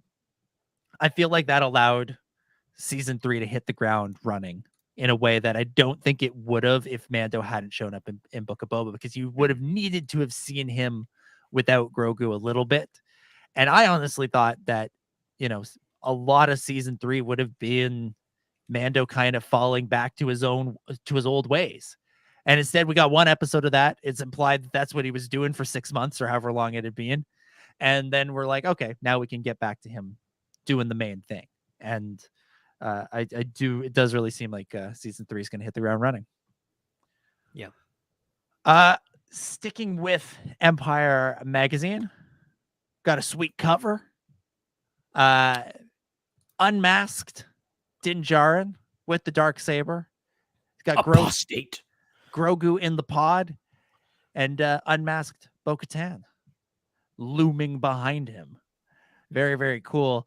And if that wasn't enough, Empire also revealed this image of those same 3 characters, just with their helmets on, except Grogu. He didn't have one yet.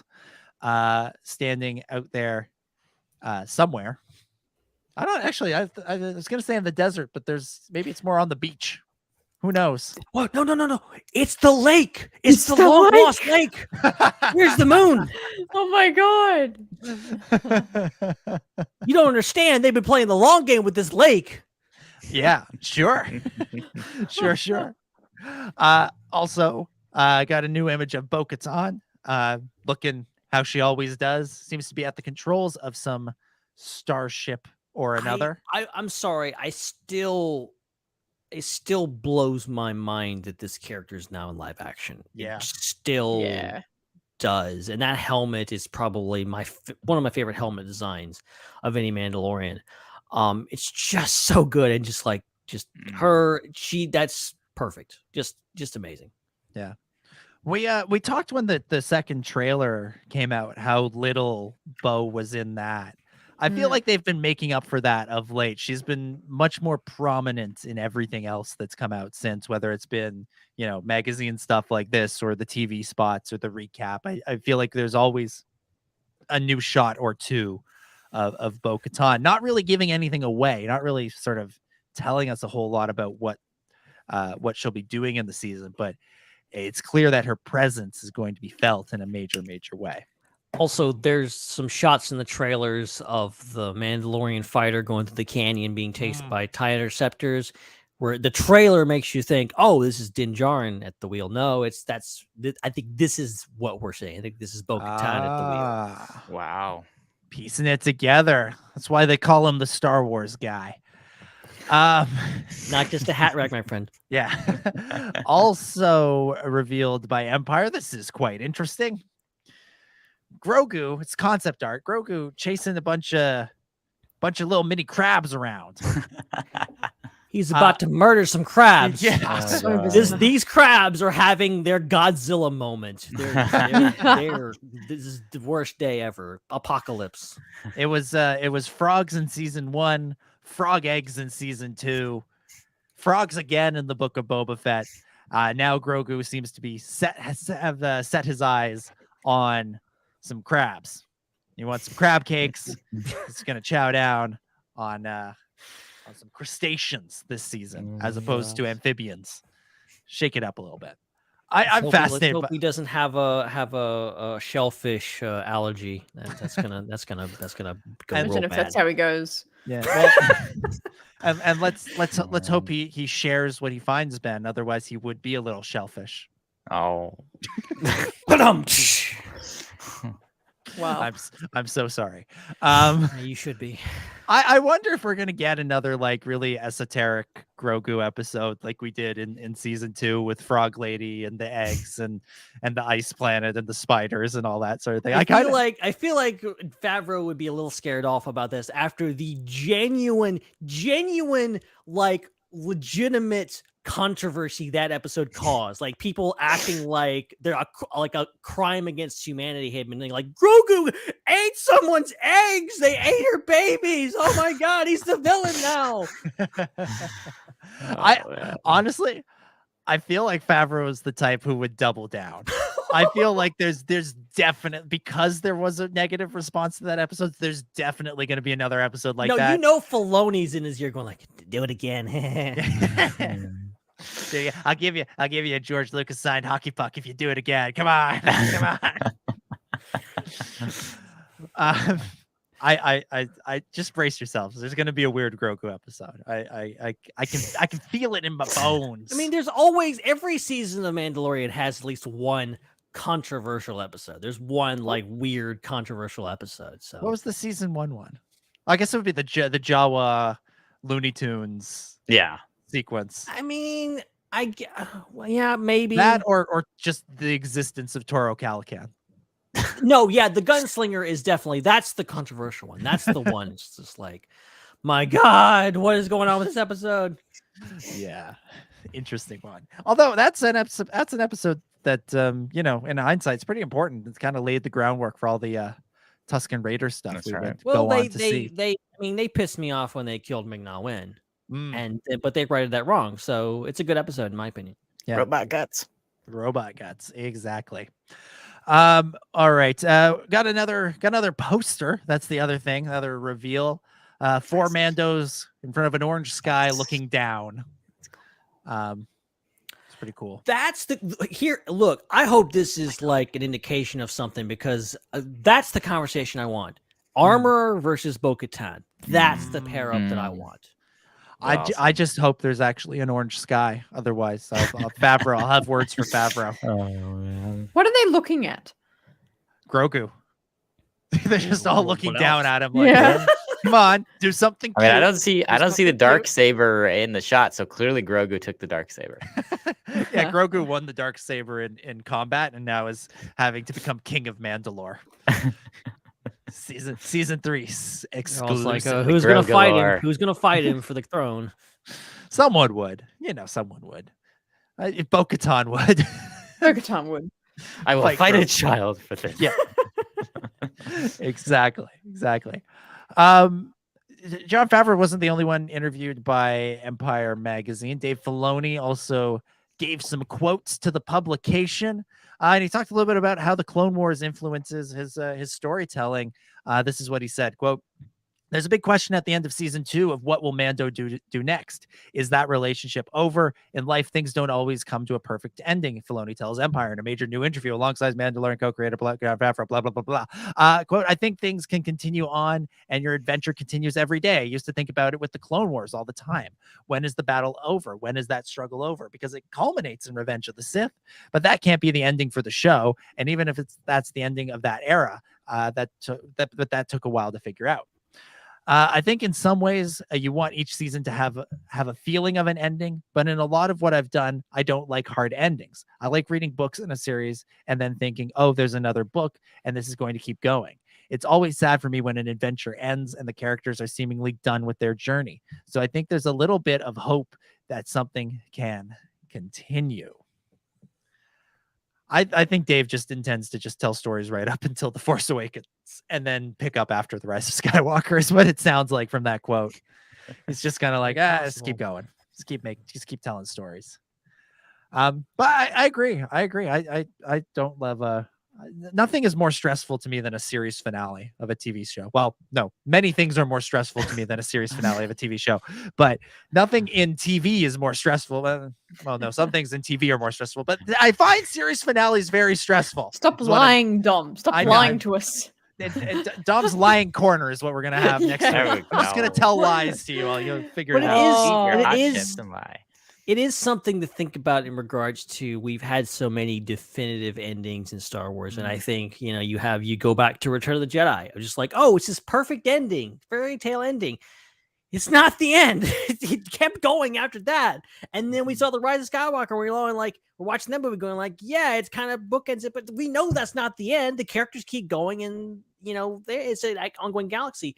And if it was just a one and done story, like, I don't know, A New Hope, the movie that's like wraps it all up at the end and there's nothing else and there's no more story. Yeah, there was a ton more story as we're seeing right now. So talk about controversial moments when they made a sequel to that movie, man. Yeah, seriously. But I like the idea of like being self-aware of the fact that we can stop stories. We can obviously give a character an ending. We can also do this, but like saying, oh, this is the end. the Mandalorian is going to come to season 5. That's going to be end and things like, no, that's not unless everyone dies, which is rare in Star Wars. This character is going to keep going and keep evolving, and we can just lean into that. And so I kind of like where Filoni's taking this. Yeah, well, and honestly, you look at the shows that Filoni was most involved in, Clone Wars and Rebels. Both of those shows end and immediately set up successor shows.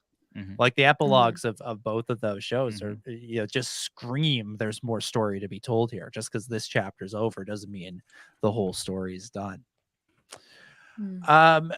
So Dave Filoni, Jon Favreau, both executive producers on The Mandalorian. Also an executive producer is director Rick Famuyiwa. Apparently he has directed both the season 3 premiere and the finale. Wow. Yeah. Interesting. Emily Swallow, who plays the armorer, she was speaking with the virtual Cantina this week, and this is what she said. She said, "I worked with Rick more than anyone else. I really appreciated that. He, for The Mandalorian season 3, directed our first and last episode, and that was really incredible. Seeing him start out the journey of the season and end the season. Because we were shooting completely out of order, we're jumping back and forth between episodes, and to know he was taking care of where we were beginning and where we needed to end up, it was really good." So Rick Famuyiwa, he was recently promoted to executive producer for season 3, and I think he's kind of there's not really a supervising director for this show the way Filoni was for Clone Wars, but I kind of get the impression that that's Rick's role on and I also get the feeling they could be bringing him up and kind of grooming him for a more substantial role in the creative process so that he can either replace Kathleen Kennedy. That's always a possibility. Do his own spin-off show. Just ask that question at Celebration. Be like, "Hi, Rick Famuyiwa, are you replacing Kathleen Kennedy?" Here comes the new CEO of Lucasfilm. But I could see Rick Famuyiwa coming in and doing his own series, like with whatever else, something maybe that's either been announced, something hasn't been announced, or perhaps taking the helm of The Mandalorian for a few seasons while Favreau and Filoni go off and do. I mean, Filoni's already done it. Filoni's already kind of like he stepped into Mandalorian. Now he's not directing any episodes on this season of Mandalorian. He's just doing Ahsoka. So he's kind of leapfrogged away from Mandalorian, and we know how great Rick Famuyiwa is. I'm on board for anything he could do in Mandalorian or otherwise. Yeah, absolutely. You know what was fun? That the Mandalorian behind the scenes we got, and there was the round table of Dave, John, Rick, Bryce, Dallas Howard. Who else was there? And just some of the main directors, and they all just chatted about it. That was fun. That was very informative. Yeah, the first batch of Disney Gallery, The Mandalorian, the greatest TV show name in the history of television. The first batch of that it still pains me to say that. Yeah. The first round of that was really, really good. And I think the pandemic kind of prevented them from doing that for season 2 and for Book of Boba. And so we got more traditional documentaries because you could just, shoot one person talking to a camera as opposed to putting a bunch of people in a room. But I would like to see that brought back at some point because I thought it was fun to see the people interacting. They all had really great insights, and Jon Favreau talked over all of them all the time. So it was really fantastic. Just what you want. That's so true. Speaking of things Jon Favreau says, how's that for a segue? Favreau, he got his star on the Hollywood Walk of Fame this week. So congrats, John. And so he was doing a bunch of interviews, and he dropped this little tidbit about Skeleton Crew and its relationship to the larger Mandoverse. There's no actual quote for him saying this because there's just something there's a line in a Variety article that has led to a million clickbait articles around the internet, and us talking about it here, so it worked. But this is what the line says. It says Skeleton Crew is scheduled to air later this year, but unlike Boba Fett and Ahsoka, the characters will not first appear in The Mandalorian. Now, that's not a quote from John. It's something that Variety just sort of included in the article, but I have to think it's based on something he said that just didn't sound all that interesting as a quote, so they just sort of repurposed it as this. I think this is good. I think the Skeleton Crew can sort of show a different side of the Mandoverse, and it can show one that is separate from the Mandalorian. And I mean that the character as much as the show, because all these other shows are characters that interacted with Din Djarin first, and including the canceled show, Rangers of the New Republic. You know, those were characters. That was a character that interacted with Din Djarin first. And whereas I think these characters will meet them separate from the Mandalorian, and they'll be brought into the larger story as things go on. Or maybe Favreau's lying. It's always possible. Yeah, I think they'll backdoor pilot it for sure. The end of the season or something. Either that or Ahsoka will get a backdoor pilot. I think the other they could very well do that. They could very well just do a backdoor pilot in the season. The other thing that could happen is they could kind of, you know, in early on in the season of Skeleton Crew, you have one of, you know, the Mandalorian or Ahsoka or Boba Fett or one of those characters show up, and so it's like, yeah, okay, you know, that's the way we draw them in, is by having one of the prominent characters from the other shows show up in this show like right away. But we'll have to see. We'll have to see. Let's go from the small screen to the big screen here. A little interesting, again, another interesting tidbit in a industry trade publication. There we go. Hollywood Reporter had a story about all of the sort of changes that are going on at Disney, how they're refocusing this and refocusing that. And in it, they dropped this little nugget about the future of Star Wars films. This is from the Hollywood Reporter. They say, after being absent from the big screen since 2019 and having had false starts with Patty Jenkins's Rogue Squadron, which may never materialize, Disney has ramped up its efforts to return the franchise Star Wars to theaters. Damon Lindelof led a writer's room in July to hash out a story for a feature, and Taika Waititi is still developing his own take on the franchise. Disney is expected to unveil the plans at Star Wars Celebration, set for April in London. Interesting. I don't know. I feel like I'm having deja vu for this, because I feel like we saw this before Celebration last May. I feel like we saw this back then.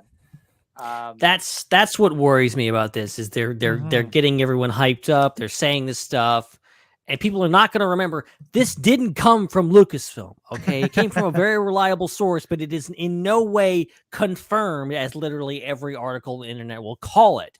So like it's a thing where it's like, yeah, they might be looking like Kathleen Kennedy may have said the words, yeah, we're going to reveal this at Celebration. And they maybe were planning it right now, but things could change. We've still got a couple months of Celebration, and they may decide, hey, we're not ready to reveal that just yet. And, you know, things could change. And then we're going to be going into Celebration. We're like, well, where's the Damon Lindelof Star Wars movie panel? Where's that? Yeah, it'll be interesting. If we've learned anything in the last couple of years, it's that when it comes to Star Wars movies, anything and everything can go wrong. And it can go wrong at the last minute. So this may wind up being another instance of that. I mean, they were literally going to reveal a freaking Boba Fett movie at Celebration Anaheim the first time, and then that certain filmmaker got sick, and they just focused on Rogue One, and then you know, the rest is history. So who will be the Josh Trank of Celebration London? Which filmmaker will mysteriously not show up? Don't get tranked, Layman Lindelof. Don't get tranked. Oh man, people who most likely won't get tranked and will be at Star Wars Celebration. This is pretty big news, pretty exciting if you're heading out to London. Ewan McGregor, Ian McDiarmid, Andy Serkis, heard of them. They're all going to be there. And you can get autographs and photo ops and all sorts of fun stuff with Obi-Wan Kenobi, the Emperor, Snoke, and Kino Loy. That's right, 3 people, 4 characters. Love it. All right. Let's cut the news there. There's some Andor stuff, but we'll save that for another week. We gotta get to some of these super chats that have been coming in. First one up from who else? Joel Davis.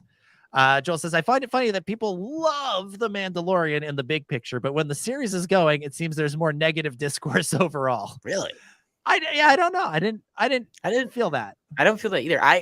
My opinion is that The Mandalorian is probably the most positively received Star Wars thing because I think it hits everybody in a spot.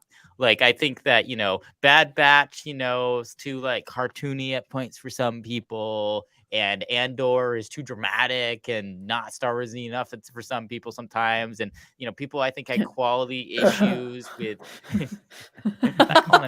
side eye. I saw that side eye, Chris. Damn it. Kenobi, some quality issues at points. Kenobi is perfection. Yeah, Book of Boba Fett, quality issues that have been pointed out. So I think no arguments there. Everyone's and like, yeah, that's true. Yeah. Well, I think while the final season of Clone Wars was very well received by Clone Wars fans, I think that there is a section of the population that just ignores it, which is their fault. They shouldn't, but they do. And so I think Book of Boba, and then we don't need to get into the films and the controversy around each and every film because there are. But I feel like, like Mandalorian. That's the one thing I think everybody gets around and says, we like this. This is good. I feel like it's the one thing that really gets that. The discourse has been particularly toxic lately, especially since Andor has come out, because Star Wars fans have this thing where even when they really, really like something and they're really positive, they still can't help but be negative. They still can't help but be like, well, this is really good. It's better than that piece of crap over there. And that's Mandalorian was the whipping post for a lot of that stuff, unfortunately. I still think like we're about to, in 2 weeks, we're about to see like the outpouring of love because it's steadily building. Now we're getting they've got their spinning Grogu gifs out there on Twitter. That's reason enough to get the hype train back going. So there you go. Yeah, agreed. What else we got? Also from Joel. This goes back to what we were talking about earlier with the Clone Wars. Mortis was simultaneously the most and least important thing in the Clone Wars at the same time. Funny. Winky face with tongue sticking out. Yeah, agreed. Like it has major implications for the Force and the cosmic nature of the galaxy, yada yada yada, but also nothing to do with the war. So there you go. It was almost a Star Wars movie. It was almost more consequential, but yeah. R.I.P. Duel of the Fates. Next up, another one from Joel. One thing I'm curious about in season 3 is whether they will have it where Din realizes that the cult he belongs to is wrong and he did nothing wrong. I'm worried that Favreau Filoni doesn't think that. No, I think they understand that, and I think Dave certainly understands that as well. I do think that one thing we'll see over the course of this season, and it's already there a little bit in Book of Boba Fett with the Grogu Jedi stuff, is that, strict adherence to these rules isn't necessarily a good thing. And, if you're going to make a real impact and a real change, you have to not just look outward, but look inward and look at what you're doing and go, is what I'm doing making sense? Does it make sense? And are there things I need to change? And this whole helmet thing, I think probably, Din's going to the mines underneath Mandalore to purify himself, yada, yada, yada. I have a feeling he's going to come away from that going, who the hell cares if I take my helmet off? Why does this matter? I am a Mandalorian. Mandalorian's not a race. It's a creed. And it's more than just keeping your helmet on all the time. Yeah, I think a core part of the story of this entire season will be Din unlearning what he's learned. and exactly going back on that and realizing because like we see him interacting with maybe hundreds of Mandalorians, if not thousands, in like that one desert planet thing. We see him flying around, do all kinds of stuff, and see him potentially leading Mandalorians. His whole awakening as a character has always hinged on him interacting with other characters, specifically other Mandalorian characters, and opening his worldview to different points of view. And I think that's that now when he uses things. And then especially when Sabine Wren comes in, she's gonna be like, what are you doing, dude? Take your like we do this all the time. What's your problem? Yeah. How else are people supposed to see how cool your hair is if you don't take your helmet off? Come on. All right, next one from friend of the show, Danny Dukes, creator of both the Ben's Connection Corner jingle and this delightful number. Ben Hart, the Star Wars guy. Yes. Ben Hart, the Star Wars guy. Star Wars rules. This is momentous. This is exciting. Why, hello there, Ben. Ben Hart, the Star Wars guy. He is the founder of the Star Wars Underworld, Mr. Ben Hart. How's it going, everybody?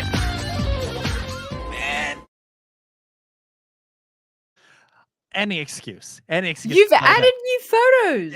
Thank you. I was wondering if anyone was I going to was wondering about that. My favorite one I noticed because there's a fantastic one of you, Ben, in front of I think it was the Mandalorian experience at Celebration. Yeah. Yeah. What the hell are you doing? I don't know. It's just the pose that I went with. I was saying Jesus pose. Yes. Yeah. Palms I was out, like, look, palms Mando. out. Just, oh, fantastic. No, that was brilliant. That was fantastic. Danny Dukes, he asks, when will Lucas pick up the sandbags treatments? This is an inside joke from our shared childhood, because when Dan and I were various ages from about, let's say, how old would he have been? I would have been about 10, 11. He would have been about 8, 9, 7, 8, 9, somewhere in there. We made 7, 8, 9. Yeah. We made a bunch of Star Wars fan films together with our brothers.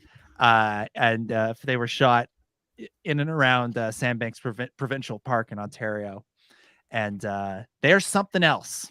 They are something else. Perhaps one day we'll reveal all. But they are quite something. And at the time we thought they were hot shit. We were like, we gotta sell these to George Lucas. These are gonna be the real sequel trilogy. And that was before, this was like 2005. So this was, Revenge of the Sith was coming out. 2005, 2006, 2007, somewhere in there. So and they have supreme production values. Danny plays Kit Fisto in one of them. And instead of having cool tendrils coming off the back of his head, he just kind of put a SpongeBob SquarePants towel on his head, and we're like, yeah, close enough. That's Kit Fisto. So I was gonna say a mop would have also been. My God. A mop would have been better. Would have been better. My younger brother also plays Yoda in them, in which he just crawls around on his knees, and he had green ears that were made out of corn husks. So really, that's good. That's high good. budget stuff. I don't know. Maybe we should do something. Okay, that's the thing though. That's you're doing all this. Now start the hashtag. Release the Jones Dukes cut. Come on. Release the Sandbanks cut. Maybe we can do something with it. I don't know. I'd have to talk to all those involved in the making of it and make sure they're okay with them being shared publicly. But maybe we could do a reaction video or something, or a watch along, or I don't know. That'd be great. We'll see. Dan has another question. Very serious. Which color lightsabers would you all have? Also feel like Dominic is a double blade kind of guy. Great show, folks. You're in the zone. All right, go around the table. What color lightsaber would you have? Someone start us off. I would do orange because it's rare. Sure. Okay. Like whenever I have a lightsaber that you can change the color of, And I like doing orange because it's like just random and no one expects it. Yeah. Okay. That's fair. There's my answer. It's blue. Y'all saw that earlier at the beginning of the show. I would go green. I'm a Go green green? person. Yeah. Green. Ben. I guess all I have left is red. I mean, you could go. You have like purple Yeah. or yellow or Yeah, let's do purple. Yeah, purple. Come on, Purple? Mace. Yeah. Come on, purple. My friend is in Disney World right now, and she texted me pictures of her with a purple lightsaber. She knows nothing about Star Wars. She says the cast member who let me take pictures with it tried to explain the lore behind it, and I didn't understand any of it. And I was like, all you need to know is that purple lightsabers exist because Sam Jackson wanted one, and they definitely didn't give you a screen accurate one because it's at Disney World, and it would not hand you something that says "bad mother effer" engraved on it. That's so good. All right, so blue, orange. I can't point with StreamYard. It's fine. Purple, Oh, green. There we go. yeah, good stuff. They got it. Joel coming back in with another super chat. I wonder if all the reaction is because people think being a Jedi is the be all end all. I think this is about Grogu leaving, while Favreau tends to think it may not be. That is not Grogu's path. It's possible, yeah. The other thing about Grogu, if everybody forgets, is that dude's gonna live for 900 years. So yeah, what if he's got some time? Yeah, so what if by age 70 he's not like training to be a Jedi? Like, okay, who cares? Well, you can do that later. He's got time. I think the whole point of the original trilogy and the prequel trilogy by default is like explaining that, yeah, there really is no like age limit on being a Jedi. Like, you don't have to start out being a kid. You can go to Jedi school later in life. You can go back to college, Jedi college, and just finish your work and get a degree in Jedi stuff and still make it work. So Luke Skywalker School of Continuing Education. Well, it's like that meme that goes around every now and again of so and so didn't do this incredibly impressive thing until they were 31, and just because you haven't done something early in life doesn't mean you can't do something great later in life. Grogu was 700 years old and still hadn't started his own Jedi temple. Good stuff. Another one from Joel. Star Wars gave up having a permanent ending the day George sold. Star Wars will keep going until the end of the world. Agreed. Yeah. No argument here. That's okay. The both the best and the worst thing that I'm going to blow your mind again with this. You will not live to see the last Star Wars movie. Oh, No, Ben, you all may die. I'm going to live forever. It's fine. I am going to become one with the machine. Yeah. I upload when my they come up with consciousness. that technology to put your head in a jar and let you live forever. Yeah, sure. Let's do that. I bet you it's the Ipsium. It's the Ipsium. Yeah. That's how it's keep gonna us get done. alive. The We Ipsium need to diet. figure out. Yeah. Yes. When you eat it, that's what keeps you Yeah. alive. It That's looks why- like that's why it toxic. looks It's so the good. fountain of youth. Yeah.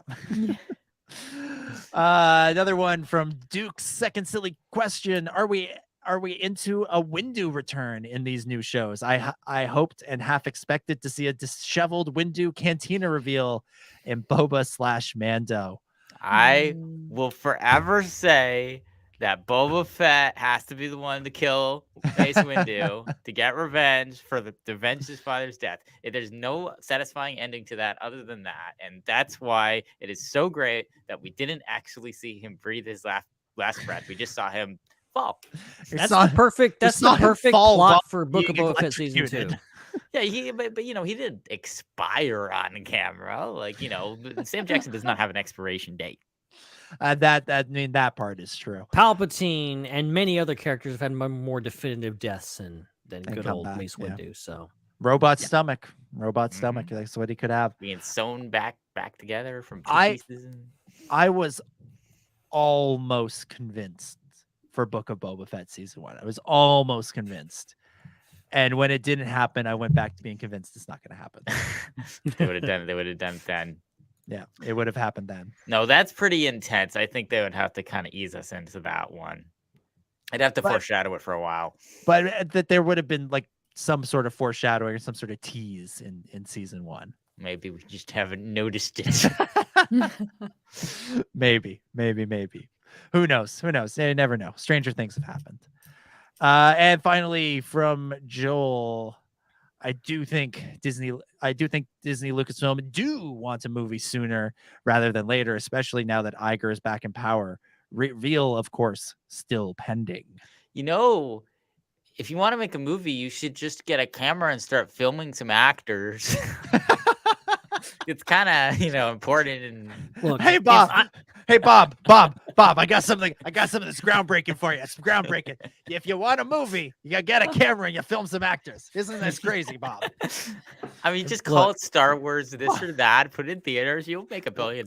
Speaking Bob of Iger's like, Bob, how did you get this number? Please never call me again. Speaking of Bob in social media, I think has taken some liberties with his job. I think Kathleen Kennedy's probably called him a couple times. Like, hey, Bob, social media guy, we're doing another movie. Go ahead and release it to the public. Tell people about this. And he's like, no, Kathleen, I'm not doing it. Last time you canceled it. Last time you didn't have it. So I'm going to wait. And he's going to be like, it's going to be like the day before it premieres. He's going to be like, okay, now I'll start promoting This is what I want in my life. Is I just want to walk into a theater and there just be either a Star Wars or a George Lucas movie just there without any promotion. And you don't know until you walk into the theater. Like, the greatest thing ever. But we did not spend $100 million on ads. That social media buzz would be enough. That's what they said about Solo, and we saw how that went. But the thing is, no, because the Solo, you knew what you were getting. It wasn't a mystery. Whereas this is like, you don't know what you're getting. Like, I think Solo's problem was you knew what you were getting, and then they didn't convince us that we wanted what we knew what we were getting. It's like saying, like, okay, so you've had this many Big Macs, and here's another one. Could George Lucas like ghost direct something? Yes. Excellent metaphor there, Chris. Know exactly what you mean. Honestly, I'm just glad we're we're done with the Taco Bell metaphors. Bring back the McDonald's one. For our international listeners, Royale with cheese. Royale with cheese. What the hell is that? Someone hasn't seen Pulp Fiction. That is why Mace Windu will be in Book of Boba Fett season 4. And Ben, you were trying to make a point. We've just No, I have nothing to say about this. Let's move on. Well, if by move on you mean wrap things up for this week. We're done. It's over. I got nothing left. Close the show. Thank you so much for watching along to this week. No, I'm kidding. I don't know how to do the outro at all. No, take it. Go. You got this. Read the... I couldn't even attempt it. Ben, do you want to take us out? No, I do not. Here's what I do. I'm going to put the things up and y'all will talk about it. Okay. So the first thing I'm going to put up is this. Talk about it. So the definition of follow us at the SWU is it's a social media term in which you don't so much literally follow someone by stepping behind them, but rather you subscribe virtually to receive content from them within your feed. Thank you. This has been another edition. Okay. What you want to do is you want to open your browser and type in www.twitter.com/theswu. Twitter.com. Sir Benjamin the https://twitter.com. And also facebook.com/theswu. And probably pinterest.com/theswu. Maybe, I don't know. I thought our Pinterest got deleted. Maybe it did. I don't know. Mine still exists, so. We weren't pinning enough stuff. We need Tumblr. We weren't Pinteresting enough. Wasn't Pinteresting enough. Yeah.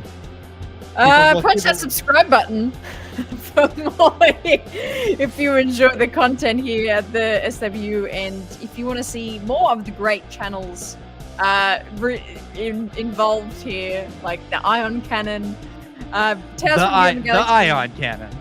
We're changing the name of the show, are we? That of their whole thing. The other great projects here, including the fantastic The Raeside as well. Go check them out. to subscribe for all that, and you can always super chat with us here live. And thank you for those who super chatted with us today, namely Joel, as every week he does, and also for Juki Boy coming in with the super chats as well. Thank you so much for those. I like it. And if you want to become more involved here at the channel, become a member of the SWU. You can enjoy the pre-show. Well, most people can enjoy the pre-show if you're on the Discord as well.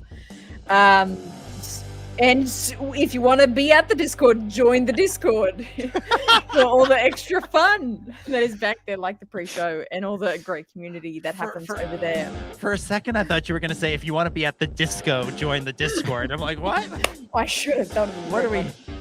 Is that the new thing? There's game night. There's movie night. Next, we're gonna have dance party Disco night. Yes. Yeah, disco night. Or basement disco. Subscribe and review on Joel, write that down. On Apple Podcasts, Google Play, and Spotify, and wherever you ingest podcasts. It helps us out a lot, and we would love to know what you honestly, really, really think of what we do here. We would love to hear about it. No, we don't. I don't want honest feedback. I want dishonest feedback. Send us but send us just general feedback at SWUnderworld@gmail.com. At Gmail. For general feedback, and also to name what Dom's corner is at that email. Name the corner. The next thing Should be a contest. We should have prizes. Oh Lord! Thank you so much, Chris, for hosting here. I even forgot that we were gonna do that. There's no graphic for that. Oh man! The graphic is sort of on the screen permanently that just says your name and your handle. Oh my gosh! I don't know why I'm yelling this the whole time. Either. You're welcome, Gamorrean guys and Gamorrean gals and non-binary Gamorrean pals. Okay. We're all Gamorreans here. It's better than being Trandoshans. We hate them Trandoshans. Thanks again, Dom. Do you want to plug your hot off the press this week as well before we close out? I do. Thank you, Hannah. Not everybody asks if I want to plug it. I have to do it myself and incorporate it into stories and that sort of thing. So it's nice to be asked. I appreciate that. No, it's good. Yes, you can read Hoth Off the Press by going to dominicgjones.substack.com or just checking out my various social medias or the Star Wars Underworld sort of social medias. And you can read about the time I got my lightsaber signed by some hockey players, as well as some thoughts I've had on the Bad Batch, on Willow, on House of the Dragon, a whole bunch of other things. Check it out. Check out Hoth Off the Press and subscribe so you never miss an article. Can't wait to do all this again in 7 days' time. And thank you so much for Ben Hart, the Star Wars guy, for joining us for another show. Yeah, this was great as always. And see you guys next week. Great job, Well, Ben. from all of us here at the Underworld, thank you. and good night.